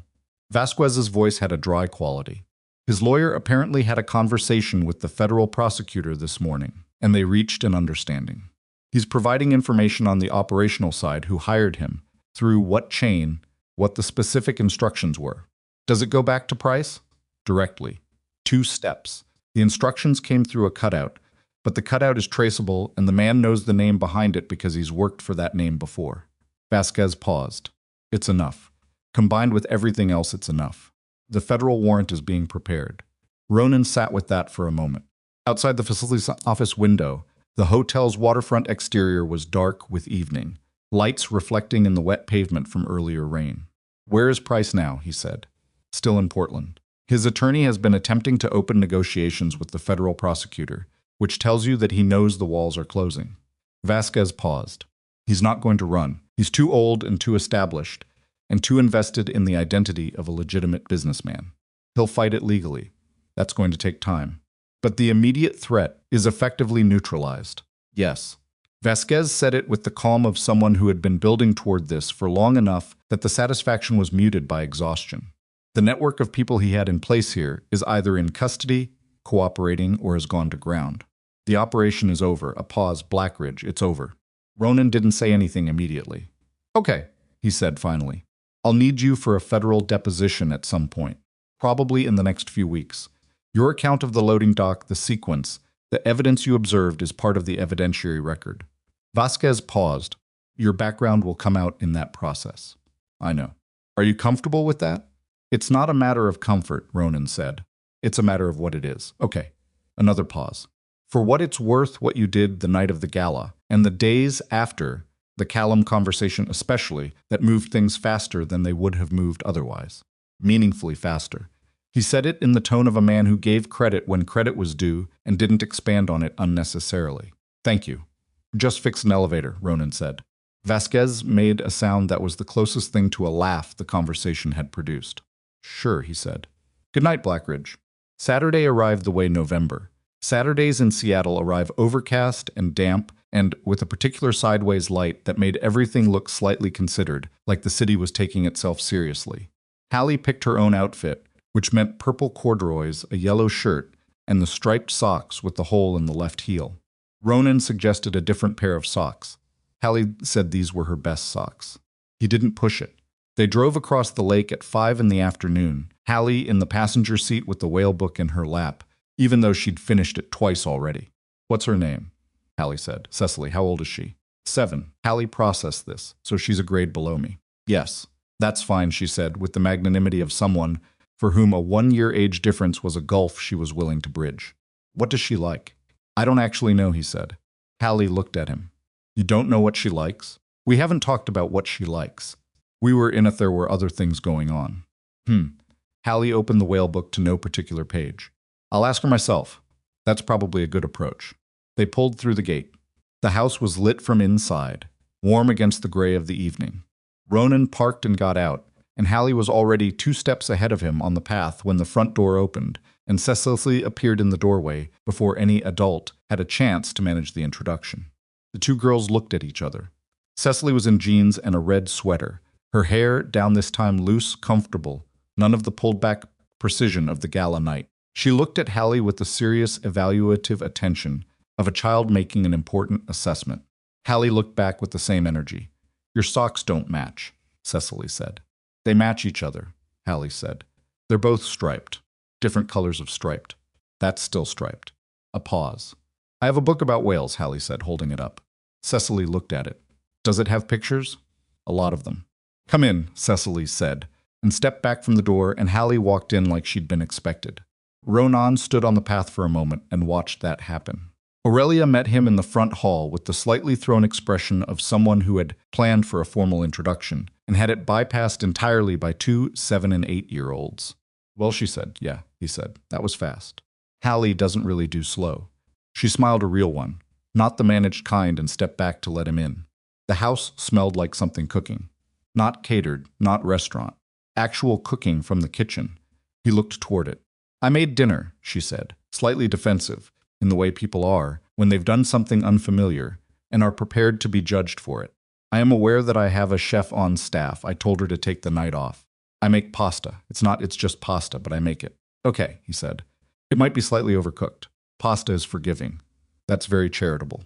He followed her to the kitchen, which was warm in the way kitchens get warm when something has been simmering for a while, and there was a pot on the stove and a sauce that had gone slightly darker around the edges of the pan than was strictly ideal. She saw him notice. "I was watching the girls," she said. "I didn't say anything. You noticed. I noticed things. I don't always comment." He looked at the pan. "Do you have a wooden spoon?" She found one. He took it and stirred the sauce, reducing the heat under the pan. She stood beside him and watched. "You cook?" she said. "Hallie's a demanding audience. What does she like?" "Anything I make myself. She'll tell me if it's not right." He tasted the sauce from the spoon. "This is actually good." "Don't be kind. I'm not kind. I'm accurate." He handed the spoon back. "The edges got a little dark, but the base is solid. Add a bit of the pasta water when you drain it. It'll come together." She looked at him with the slightly complicated expression that she was developing as her standard Ronan-related expression. "You fix elevators and you rescue children and you know how to correct pasta sauce. 12 years of military deployments teaches you to be useful in a wide range of situations." She laughed at that, a real laugh, short and a little surprised. He noticed it was the first time he'd heard her actually laugh. Not the social laugh she probably deployed at investment galas, but the kind that came out before you could put anything professional on it. From the other room, they could hear Hallie explaining something about whale biology to Cecily with the confident authority of someone who had read the same book 3 times and considered herself an expert. Cecily's questions were pointed and specific and indicated she was not the kind of audience that accepted vague explanations. "She's something," Aurelia said, meaning Hallie. "She is. She sounds like you, the way she talks." He thought about that. "She sounds like herself," he said. "I'm just what she had to practice on." Dinner was slightly overcooked pasta with sauce that, with the pasta water added, had recovered into something genuinely good, and there was bread that Aurelia admitted she had bought from the bakery down the road, which Ronan considered a reasonable compromise. They ate at the kitchen table, no dining room, no formal setting. Just the table where Aurelia had apparently decided this dinner was going to happen on its own terms. Hallie and Cecily were at the same table. Hallie had the whale book beside her plate and was explaining, between bites, that her favorite whale was the sperm whale because it had the largest brain of any animal on Earth and also could dive 2 miles down, which she considered an impressive combination of smart and committed. Cecily listens, and then said her favorite was the narwhal, because the tusk was actually a tooth, and she thought that was the best use of a tooth she'd ever heard of. "A tooth that long would be a problem for eating," Hallie said. "They don't use it for eating," Cecily said. "Just for being interesting." Hallie considered this fair. Aurelia caught Ronan's eye across the table. He looked at his pasta. "Vasquez called me yesterday," Aurelia said quieter, under the level of the girls' conversation. "He told me about the warrant, about price. He told me Thursday. How are you feeling about it?" He thought about how he was feeling about it. "Relieved," he said honestly, "and a little I don't know." It was a compressed few days. When something intense ends, there's a period where you're still running on the momentum of it. She nodded. "I know that feeling," a pause. "My lawyer says the case is strong enough that the contract renewal should proceed without disruption. The board is stable. Callum formally resigned this week voluntarily, clean, no scandal attached to his name. The independent replacement is someone my original legal team would have recommended from the start. That's good. It is." She cut a piece of bread. "It's what I worked 7 years for. I should feel—" She paused. "I keep waiting to feel fully relieved about the company, and what I feel instead is mostly grateful that Cecily is sitting at this table arguing about whale teeth." He looked at her. "The company will be fine," she said. "I know that. I've built it carefully enough that it can sustain itself through worse than this." A pause. "But there is no backup copy of Cecily." "No," he said. "There isn't." She looked at her plate, then up.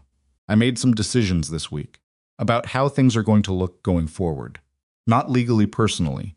She said it with the deliberateness of someone who had thought about this long enough to say it precisely. "I've had a bodyguard on Cecily since she was 4. I scheduled around business, and Cecily scheduled around me, scheduling around business. School pickups done by staff. Events attended with security, rarely alone, always with an agenda." She paused. "I told Garrett this week that his role is changing. He's still on security for the company. He's not going to be a fixture in my personal life anymore." She looked at Ronan. "I'm going to pick up my daughter from school myself." He didn't say anything for a moment. That's a significant change. Overdue. The word was flat and not self-pitying. Just true. She'll notice, he said. She already has. I picked her up Wednesday. Aurelia paused. She was surprised.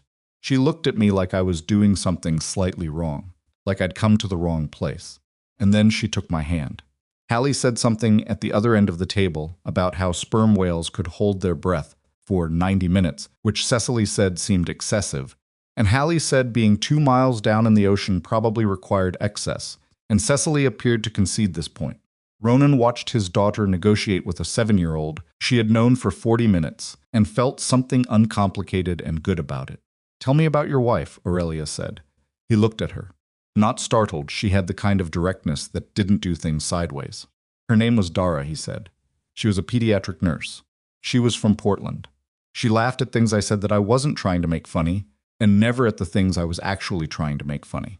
He paused. "She got sick about a year before I came home. I came home when it was clear that when I needed to be home. She died 8 months later." "I'm sorry," Aurelia said. No elaboration, just that. "Hallie was 4, he said. "She remembers her. Not in detail, more like a feeling. She remembers that her mother smelled like something specific, something warm, and she can't name it. She told me that once." He paused. "I know what it was. Dara used the same lotion for years.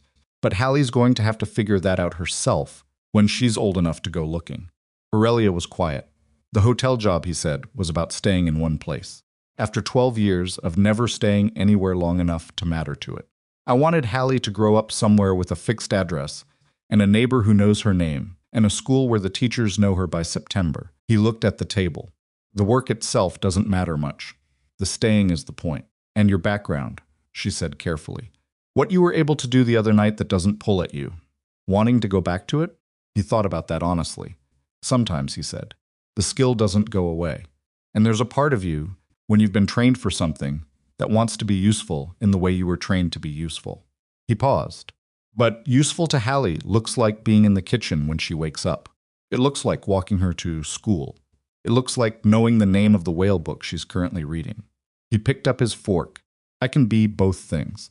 I don't have to go back to anything to be what I was trained to be. I can just be that here, when it matters."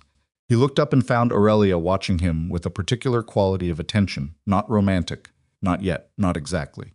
Something earlier than that. The kind of paying attention that happens when a person you've been categorizing one way keeps refusing to stay in that category.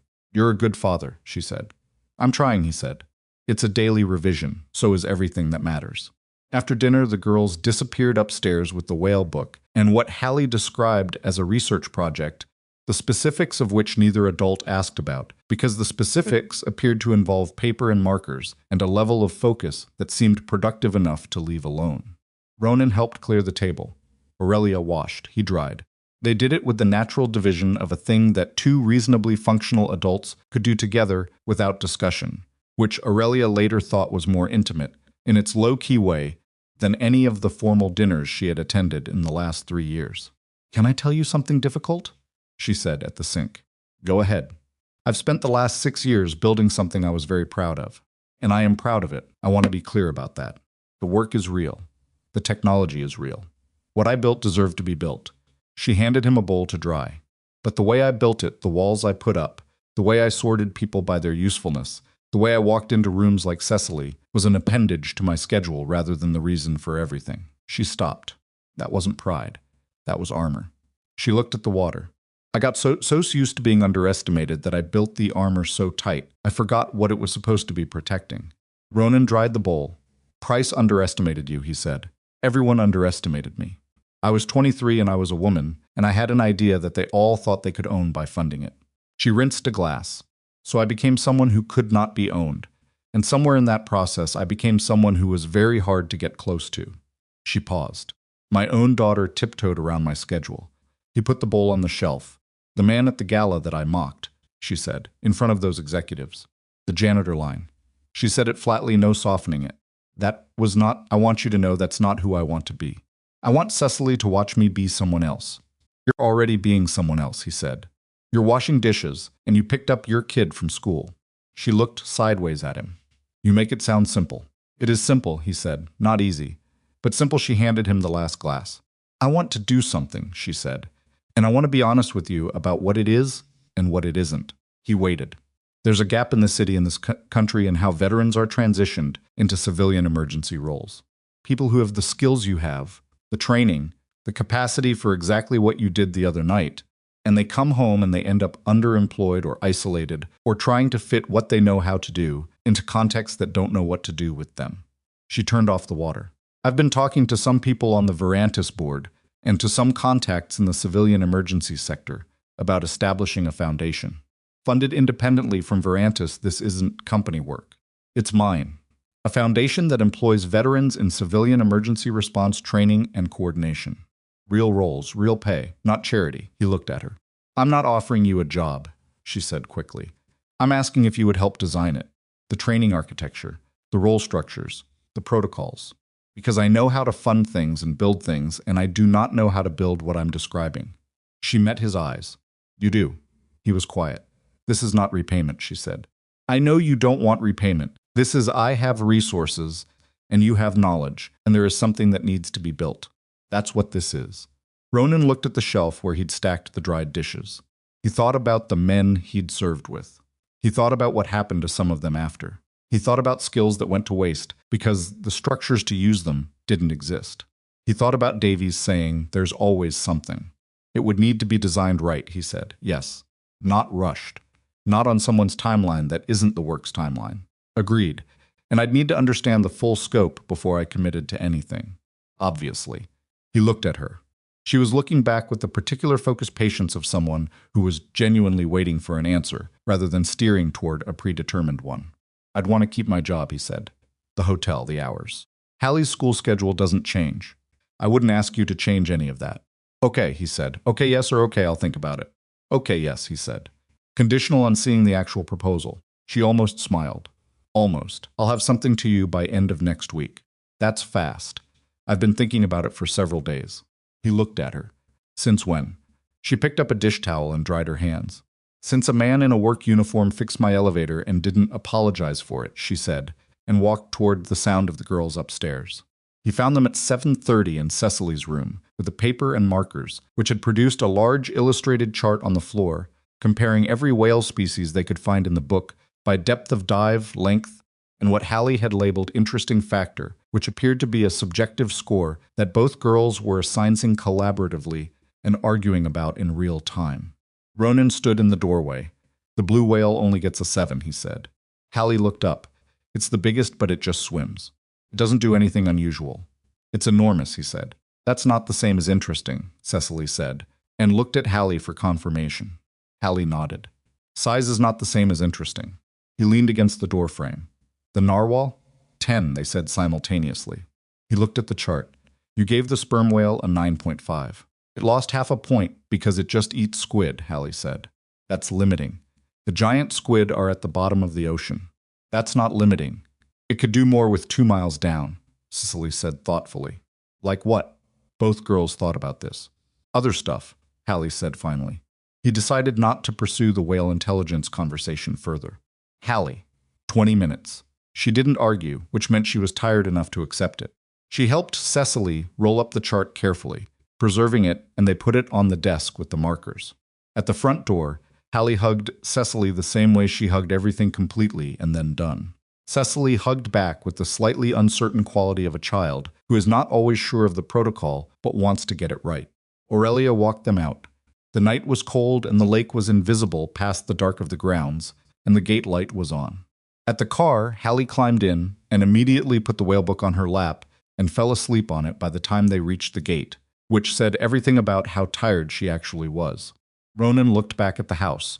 Aurelia was still on the front step, not watching them go in a significant way. Just standing there with her coat pulled around her, hands in the pockets, looking at the dark, with the expression of someone whose evening had gone differently than expected and had turned out better for it. He raised a hand. She raised one back. He drove home in the dark with his daughter asleep against the window, and the whale book sliding off her lap, and the heater doing its best against the cold. And he thought about the evening, the pasta, the dishes, the proposal, the whale chart, and he thought about 2 little girls assigning subjective interest scores to cetaceans with the absolute authority of people who had just met and already understood each other completely. He thought about how Dara would have laughed at the whale chart. That thought arrived the way those thoughts sometimes did, not painfully, not anymore, but with the particular weight of something real that had happened and was still present in the shape of everything after it. He let it sit there without trying to do anything with it. He got home, carried Hallie inside, put her in her bed with the whale book on the nightstand. He sat at the kitchen table for a while, in the quiet.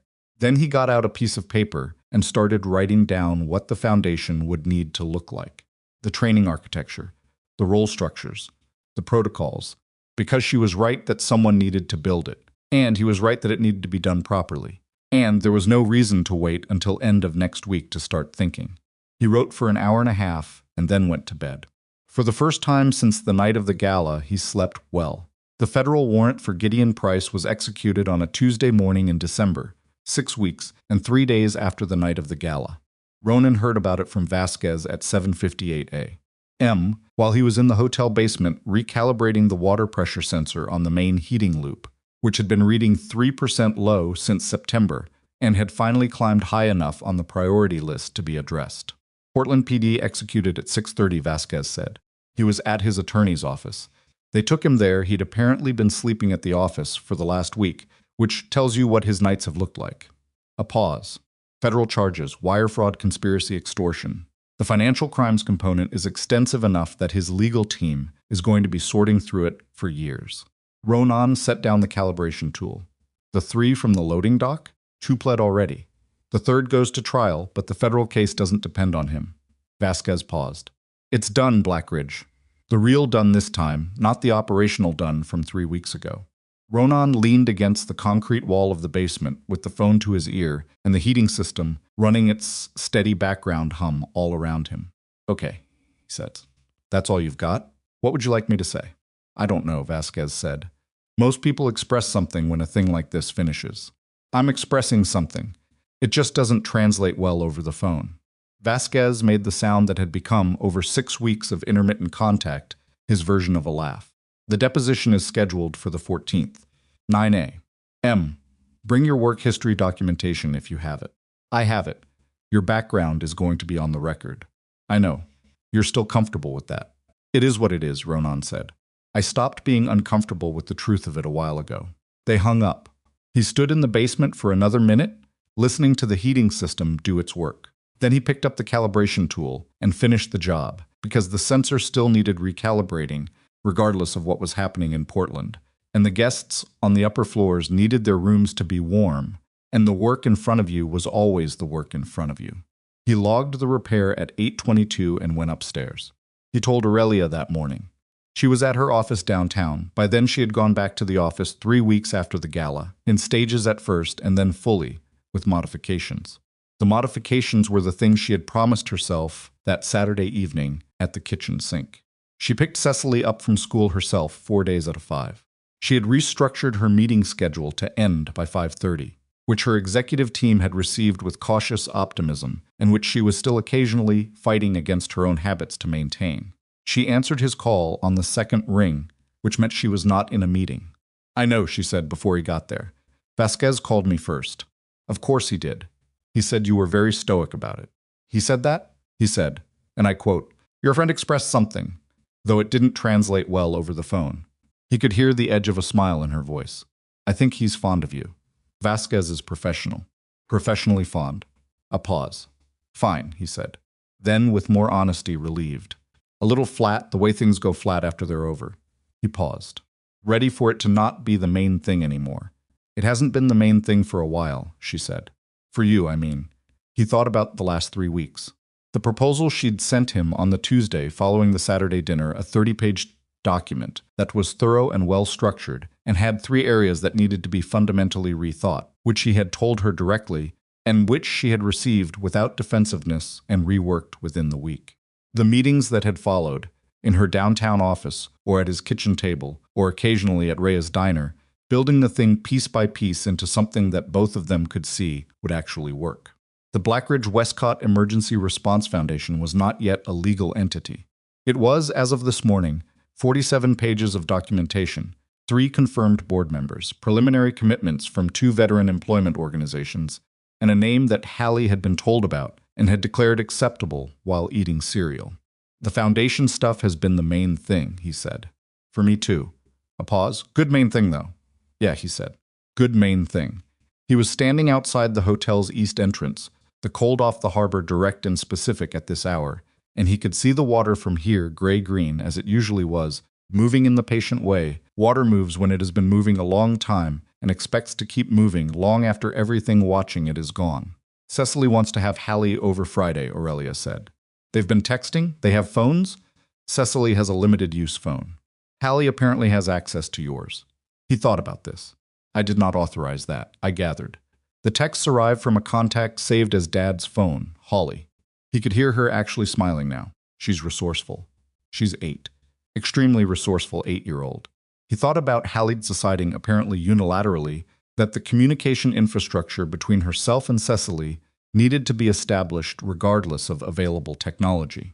He thought about Cecily's, on the other end of those texts, probably responding with the careful precision of a child who was learning that she was allowed to want things. Friday works, he said. The deposition on the 14th lasted 4 hours. The federal attorney was methodical and thorough, and had the particular patience of someone who understood that a good record was built slowly.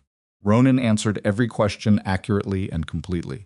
His background came out in the record as it was 12 years of naval service, special operations designation, rescue specialization across multiple deployment cycles, classified operations that he identified by category but not specifics. The federal attorney looked at the file and then at Ronan. And you've been working as a hotel maintenance technician for 14 months. Yes. A brief pause. By choice, Ronan said. The attorney wrote something. Ronan couldn't see what.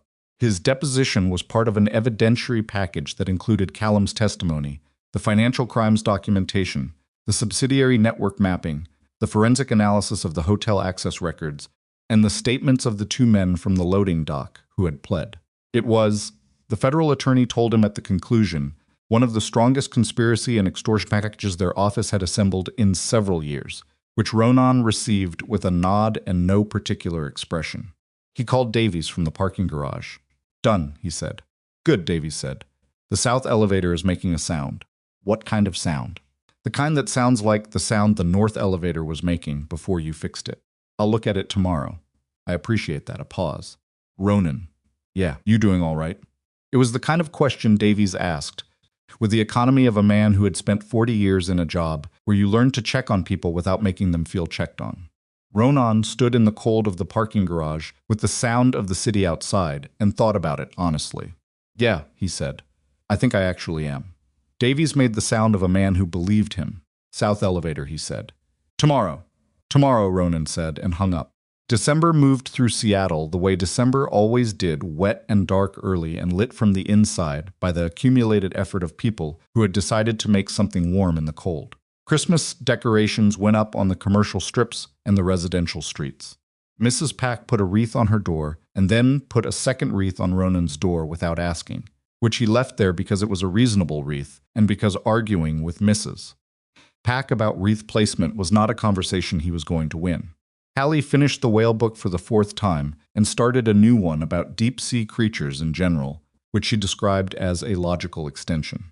She and Cecily had established a Friday afternoon routine that involved alternating houses and a revolving project that had expanded from the whale chart into what both girls were calling the Atlas, which appeared to be an illustrated reference. Document covering all interesting animals organized by their most interesting feature. Ronan had looked at it once, carefully. It was approximately 40 pages in and showed signs of becoming substantially longer. Cecily's handwriting was precise and small. Hallie's was large and emphatic and occasionally ran into the margins.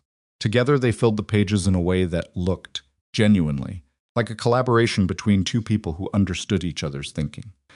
He had put it back on Cecily's desk without saying anything, because some things didn't need commentary.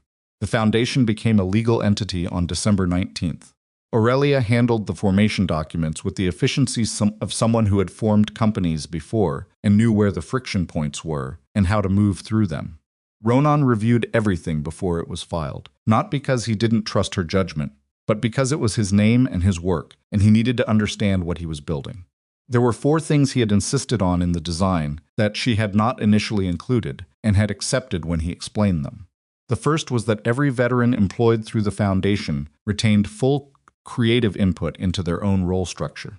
He had seen too many veteran employment programs that offered work without dignity take this position, fit this shape, be grateful for the placement. That was not what this was. The second was a mandatory 6-month evaluation period for every program component, with the explicit understanding that things that weren't working would be cut without sentiment. The foundation was not a monument. It was a mechanism, and mechanisms had to function. The third was that the Foundation's leadership board would include at minimum 2 working veterans in active non-military careers, not advisors, voting members. The people the Foundation served would have a voice in what the Foundation did. The fourth was that his own role training director, which was the title they had settled on, had a defined scope that did not expand without his agreement. He had been in institutions that grew beyond their original purpose and asked more of people than was agreed. He was not building something that would do that to him or to anyone else. Aurelia had looked at these 4 conditions when he put them in front of her and had said, "These should have been in my original proposal." "Yes," he said, "they should have." She had included them without modification. The night the Foundation was formally filed, they had dinner again, not at the Medina house this time, but at Ronan's place, which was smaller, and had a kitchen that was not designed for anything beyond the functional, but which he had nevertheless made work for years. He made the beef and vegetable stew that was Hallie's stated preference for special occasions, which she had designated this as without being asked. Cecily arrived and immediately went to find Hallie and the Atlas, which had migrated to Hallie's room over the last several weeks and now lived on a dedicated desk space that Ronan had cleared for it. Aurelia stood in the kitchen with a bottle of wine she'd brought and looked around the space with the attention of someone seeing it for the first time. It was not a large house. It was clean and maintained and had the particular quality of a space where someone had made deliberate choices about what mattered enough to keep. There were books on the shelves, a lot of them, organized in a way that suggested they had actually been read. Hallie's drawings were on the refrigerator. A framed photograph on the side table showed a woman Aurelia hadn't met but recognized from the particular way. Hallie's eyes were the same dark, direct, slightly ahead of whatever was coming. "Dara," Aurelia said quietly. "Yeah," Ronan said from the stove. She looked at the photograph for a moment. The woman in it was laughing at something, caught mid-law, head turned slightly. The kind of photograph taken by someone who knew her well enough to anticipate the laugh and get there before it finished. She was beautiful. She was. He didn't say it with pain. He said it the way you say true things about people who are gone fully, without apology, without performing grief. She was also stubborn and completely impossible to surprise with gifts because she noticed everything. Hallie gets that from her. Aurelia set the wine on the counter. Hallie also gets it from you. He looked at her briefly. That's generous. It's accurate. She leaned against the counter beside him. Not in his space, just nearby, the comfortable proximity of people who had spent enough time together that nearness required no management. "Can I tell you something I've been thinking about?" "Go ahead." "I've been thinking about what I was afraid of," she said. "Before all of this. The walls, the armor, the way I operated." She looked at the stove. I've spent a long time being afraid that if people saw me completely not the billionaire, not the founder, just the person, what they'd see wouldn't be enough. That without the company, without the success, I wouldn't have any standing in a room." She paused. Price tried to use Cecily to get to the company. What he didn't understand is that he had the order wrong. The company exists because of Cecily. Because I wanted to build something that mattered. Because she deserved a mother who did things that mattered. She stopped. Somewhere along the way, I lost the connection between those two things. The stew was simmering, and the kitchen smelled the way kitchens smell when they're doing their proper work. And from upstairs, there was the sound of Hallie explaining something to Cecily with great conviction. "You found it again," Ronan said. "I'm finding it," she said. "It's not the same as having found it." He looked at her. "No, it's not." He turned back to the stove. "Finding is better than having found. Having found means you stopped." She was quiet for a moment. "When did you figure that out?" "When I had to keep finding it after Dara," he said. "Every day for about 2 years, and then it became every week. And then it became something that was just part of how I moved through things." He stirred the stew. "You don't arrive somewhere and stay. You just keep finding the direction." She stood beside him and didn't say anything for a while, and it was the kind of not saying anything that was its own form of conversation. "I like being here," she said finally. "In this kitchen?" "Here," she said. "Meaning more than the kitchen." meaning the house, the neighborhood, the stew, the sound of two girls arguing about animal taxonomy upstairs, the photograph on the side table, the slightly cluttered bookshelf, all of it. I like being somewhere that isn't performing anything. He looked at her. This was the moment, he thought, where he could say something careful and measured and responsible about what this was and what it might be. He had been thinking careful and measured thoughts about Aurelia Westcott for several weeks, the kind of thoughts that are slowly and then are suddenly obviously there.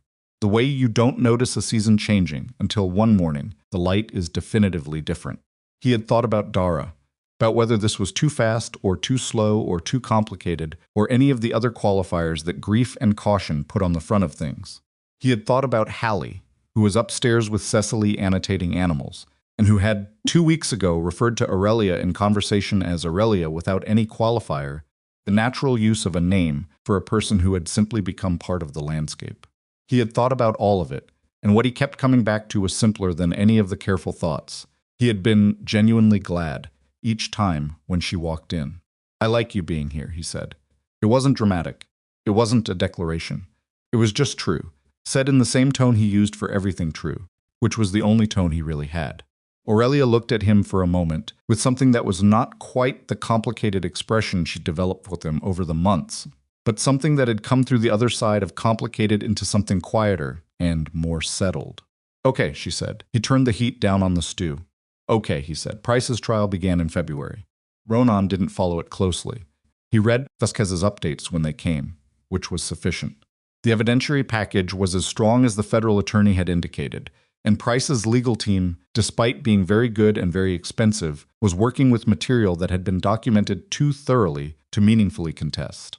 The verdict came in March, on a Wednesday, while Ronan was in the loading dock replacing a section of the drainage channeling that had been causing the mud problem since September. His phone buzzed on the workbench. Vasquez guilty on all primary counts. Sentencing in 6 weeks. He read it. Set the phone down. Finished the drainage channeling. Then he sat on the dock floor for a few minutes, back against the wall, in the quiet of a space that had been, 4 months ago, the location of the worst night and the beginning of something he hadn't seen coming. The loading dock was just a loading dock again, concrete, shelving, the repaired guide rail on door 2, the damper switch that he'd recalibrated and that had been running correctly ever since. He thought about what it meant that this was finished.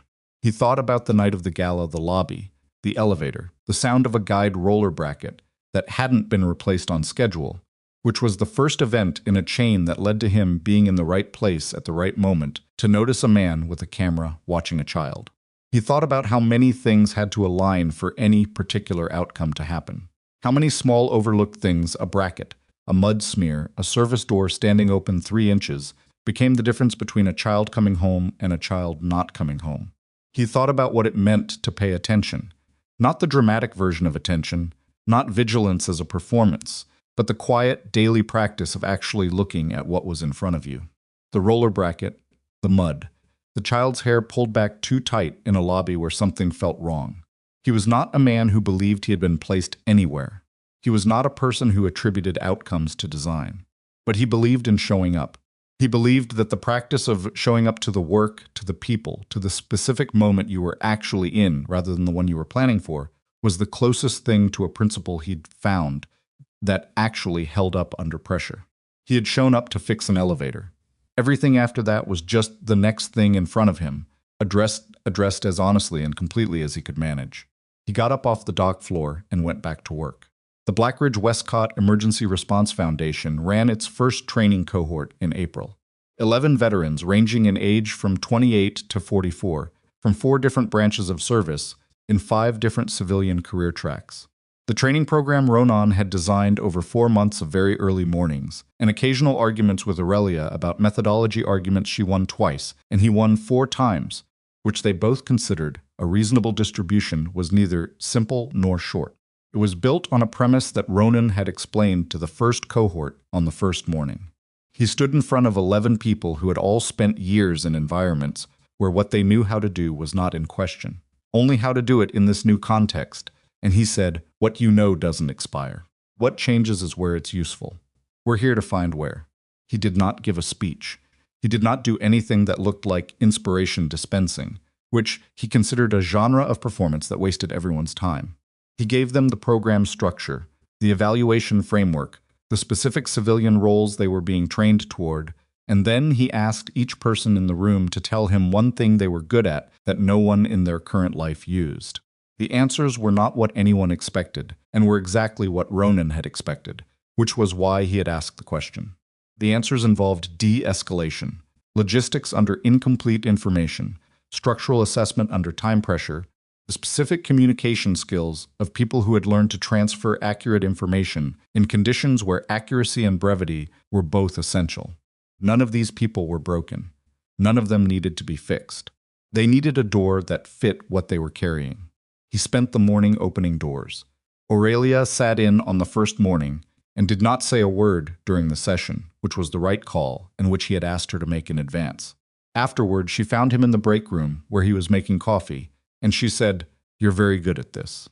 "We'll know in 6 months," he said. "You're good at this now," she said. "The 6 months will confirm it." He poured the coffee.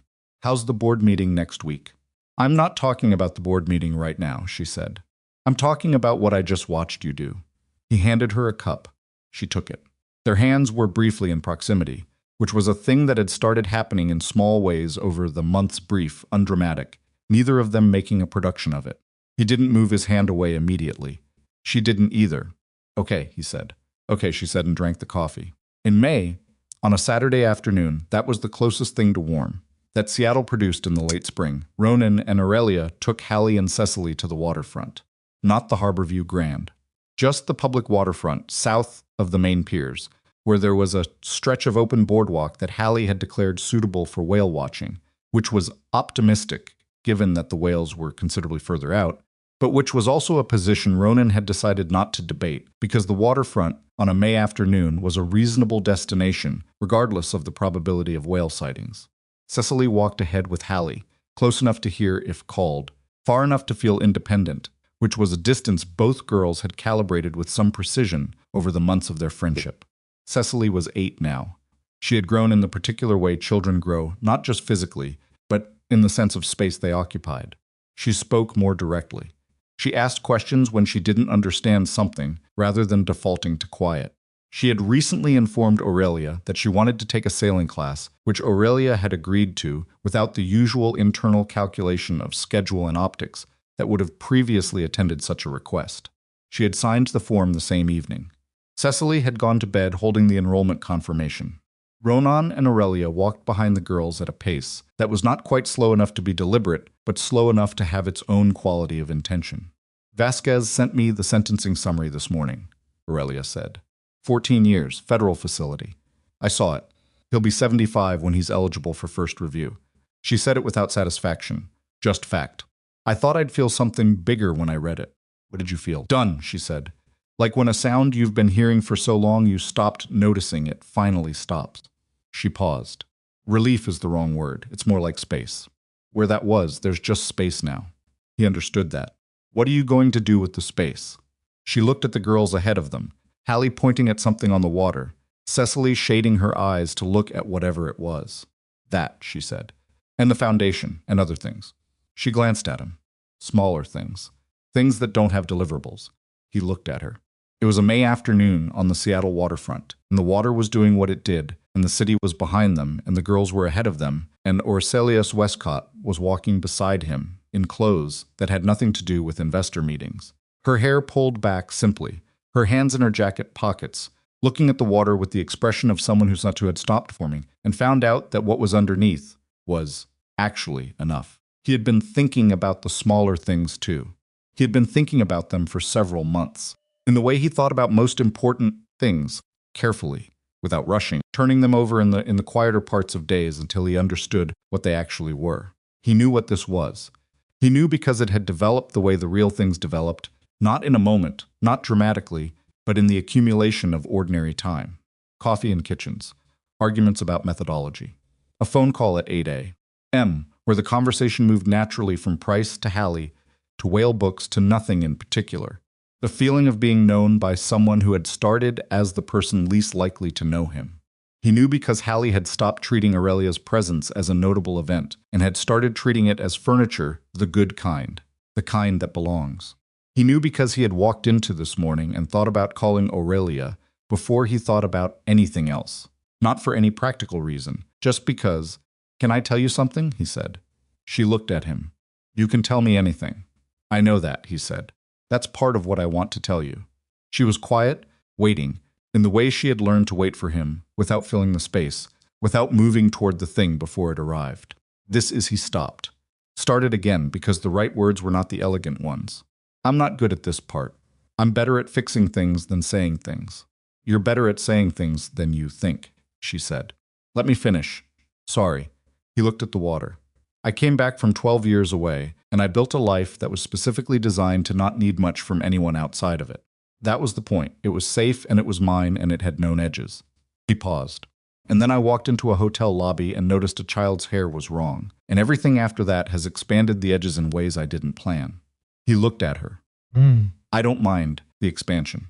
Her expression was doing the thing it did when she was feeling something. She wasn't sure she had the right words for either.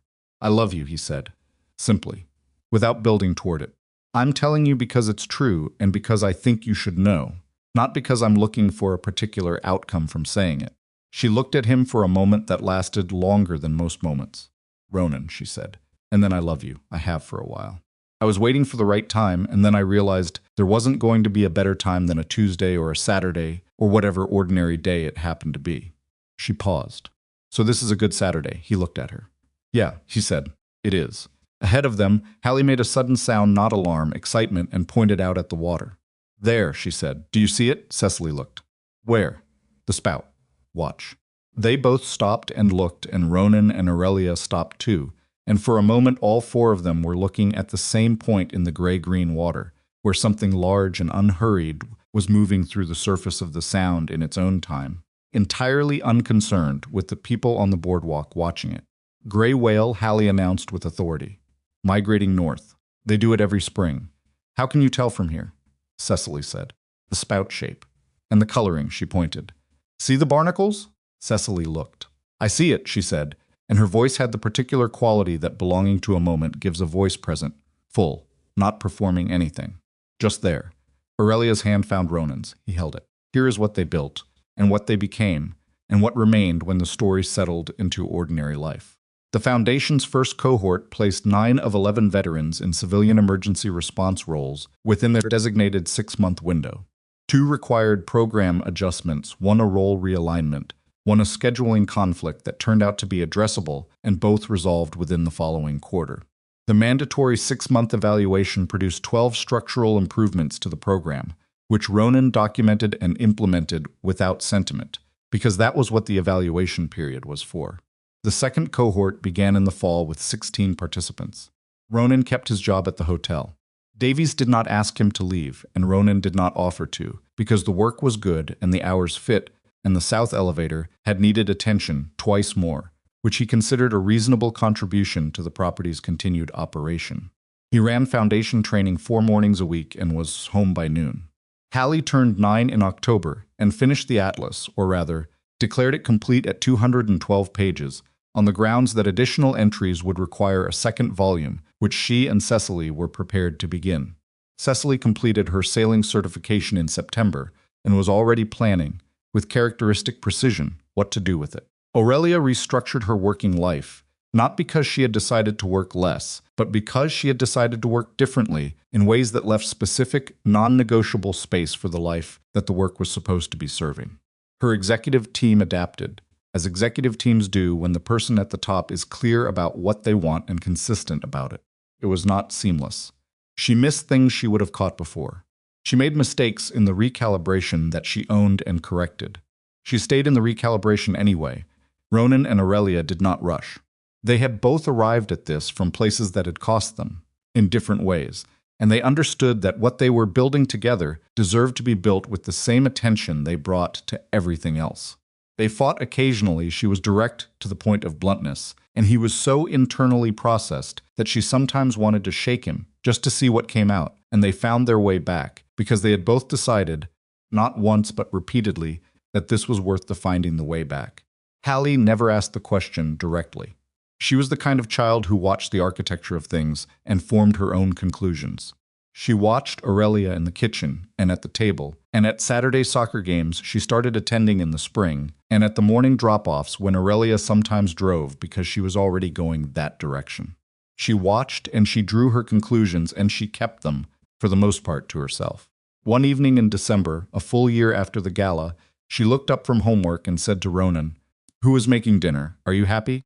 He turned around. She was watching him with Dara's eyes, direct and already halfway to knowing. "Yes," he said. She nodded once and went back to her homework. That was enough for her, and he understood that it was a serious question she had asked seriously and had received a serious answer to, and that she would file it accordingly. That was Hallie. That had always been Hallie.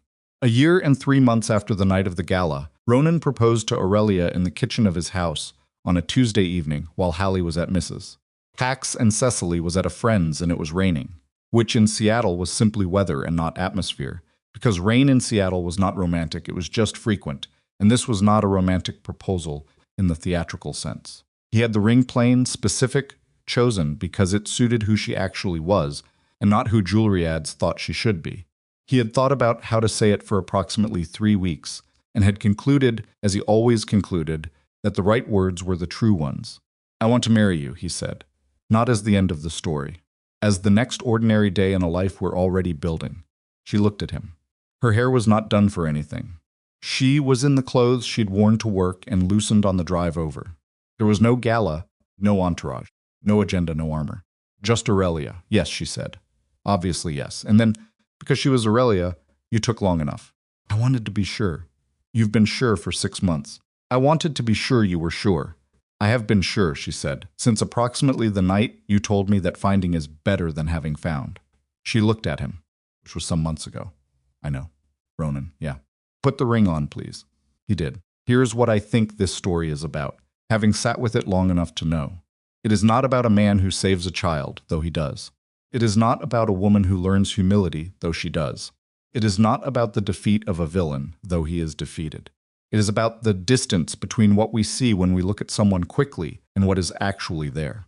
It is about the particular cruelty of the fast assessment, the uniform, the title, the first 30 seconds, and the cost of letting that assessment become permanent. Ronan was never nobody.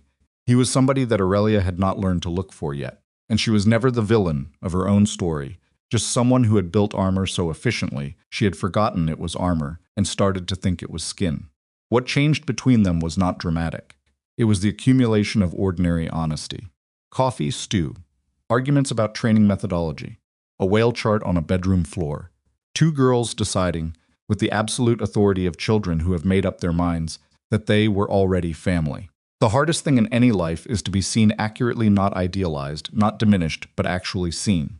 To be known with your specific history and your failures and your held-together places and your real motivations and still be chosen. Ronan had been seen by Dara, and losing her had taught him what that was worth. He carried that knowledge through 12 years of returning from places that didn't appear on maps, and then through the harder work of returning to an ordinary life and staying. Aurelia had not been seen clearly for years, not by the industry that underestimated her, not by Price who tried to use her, not even by herself, fully, until the structure she'd built to protect herself became the thing she needed protecting from. Cecily brought them together, but not in the sense that the kidnapping was what mattered. What mattered was what was already there. A man in a work uniform who noticed things that other people sorted into irrelevant, and a woman who was, underneath everything she'd built, someone capable of changing her mind completely and then actually changing. Their daughters became sisters because they recognized each other before any adult arranged it. That is the truest thing that happened in this story. Children do not perform family. They either feel it or they don't, and Hallie and Cecily felt it immediately, on a bench in a hotel lobby, in a loading dock stairwell, over a whale chart on a bedroom floor. What was rescued was not just a child from a service road in the rain. What was rescued, piece by piece over a year of ordinary time, was the capacity of 4 separate people to belong to something. That is not a small thing. That is, in fact, everything.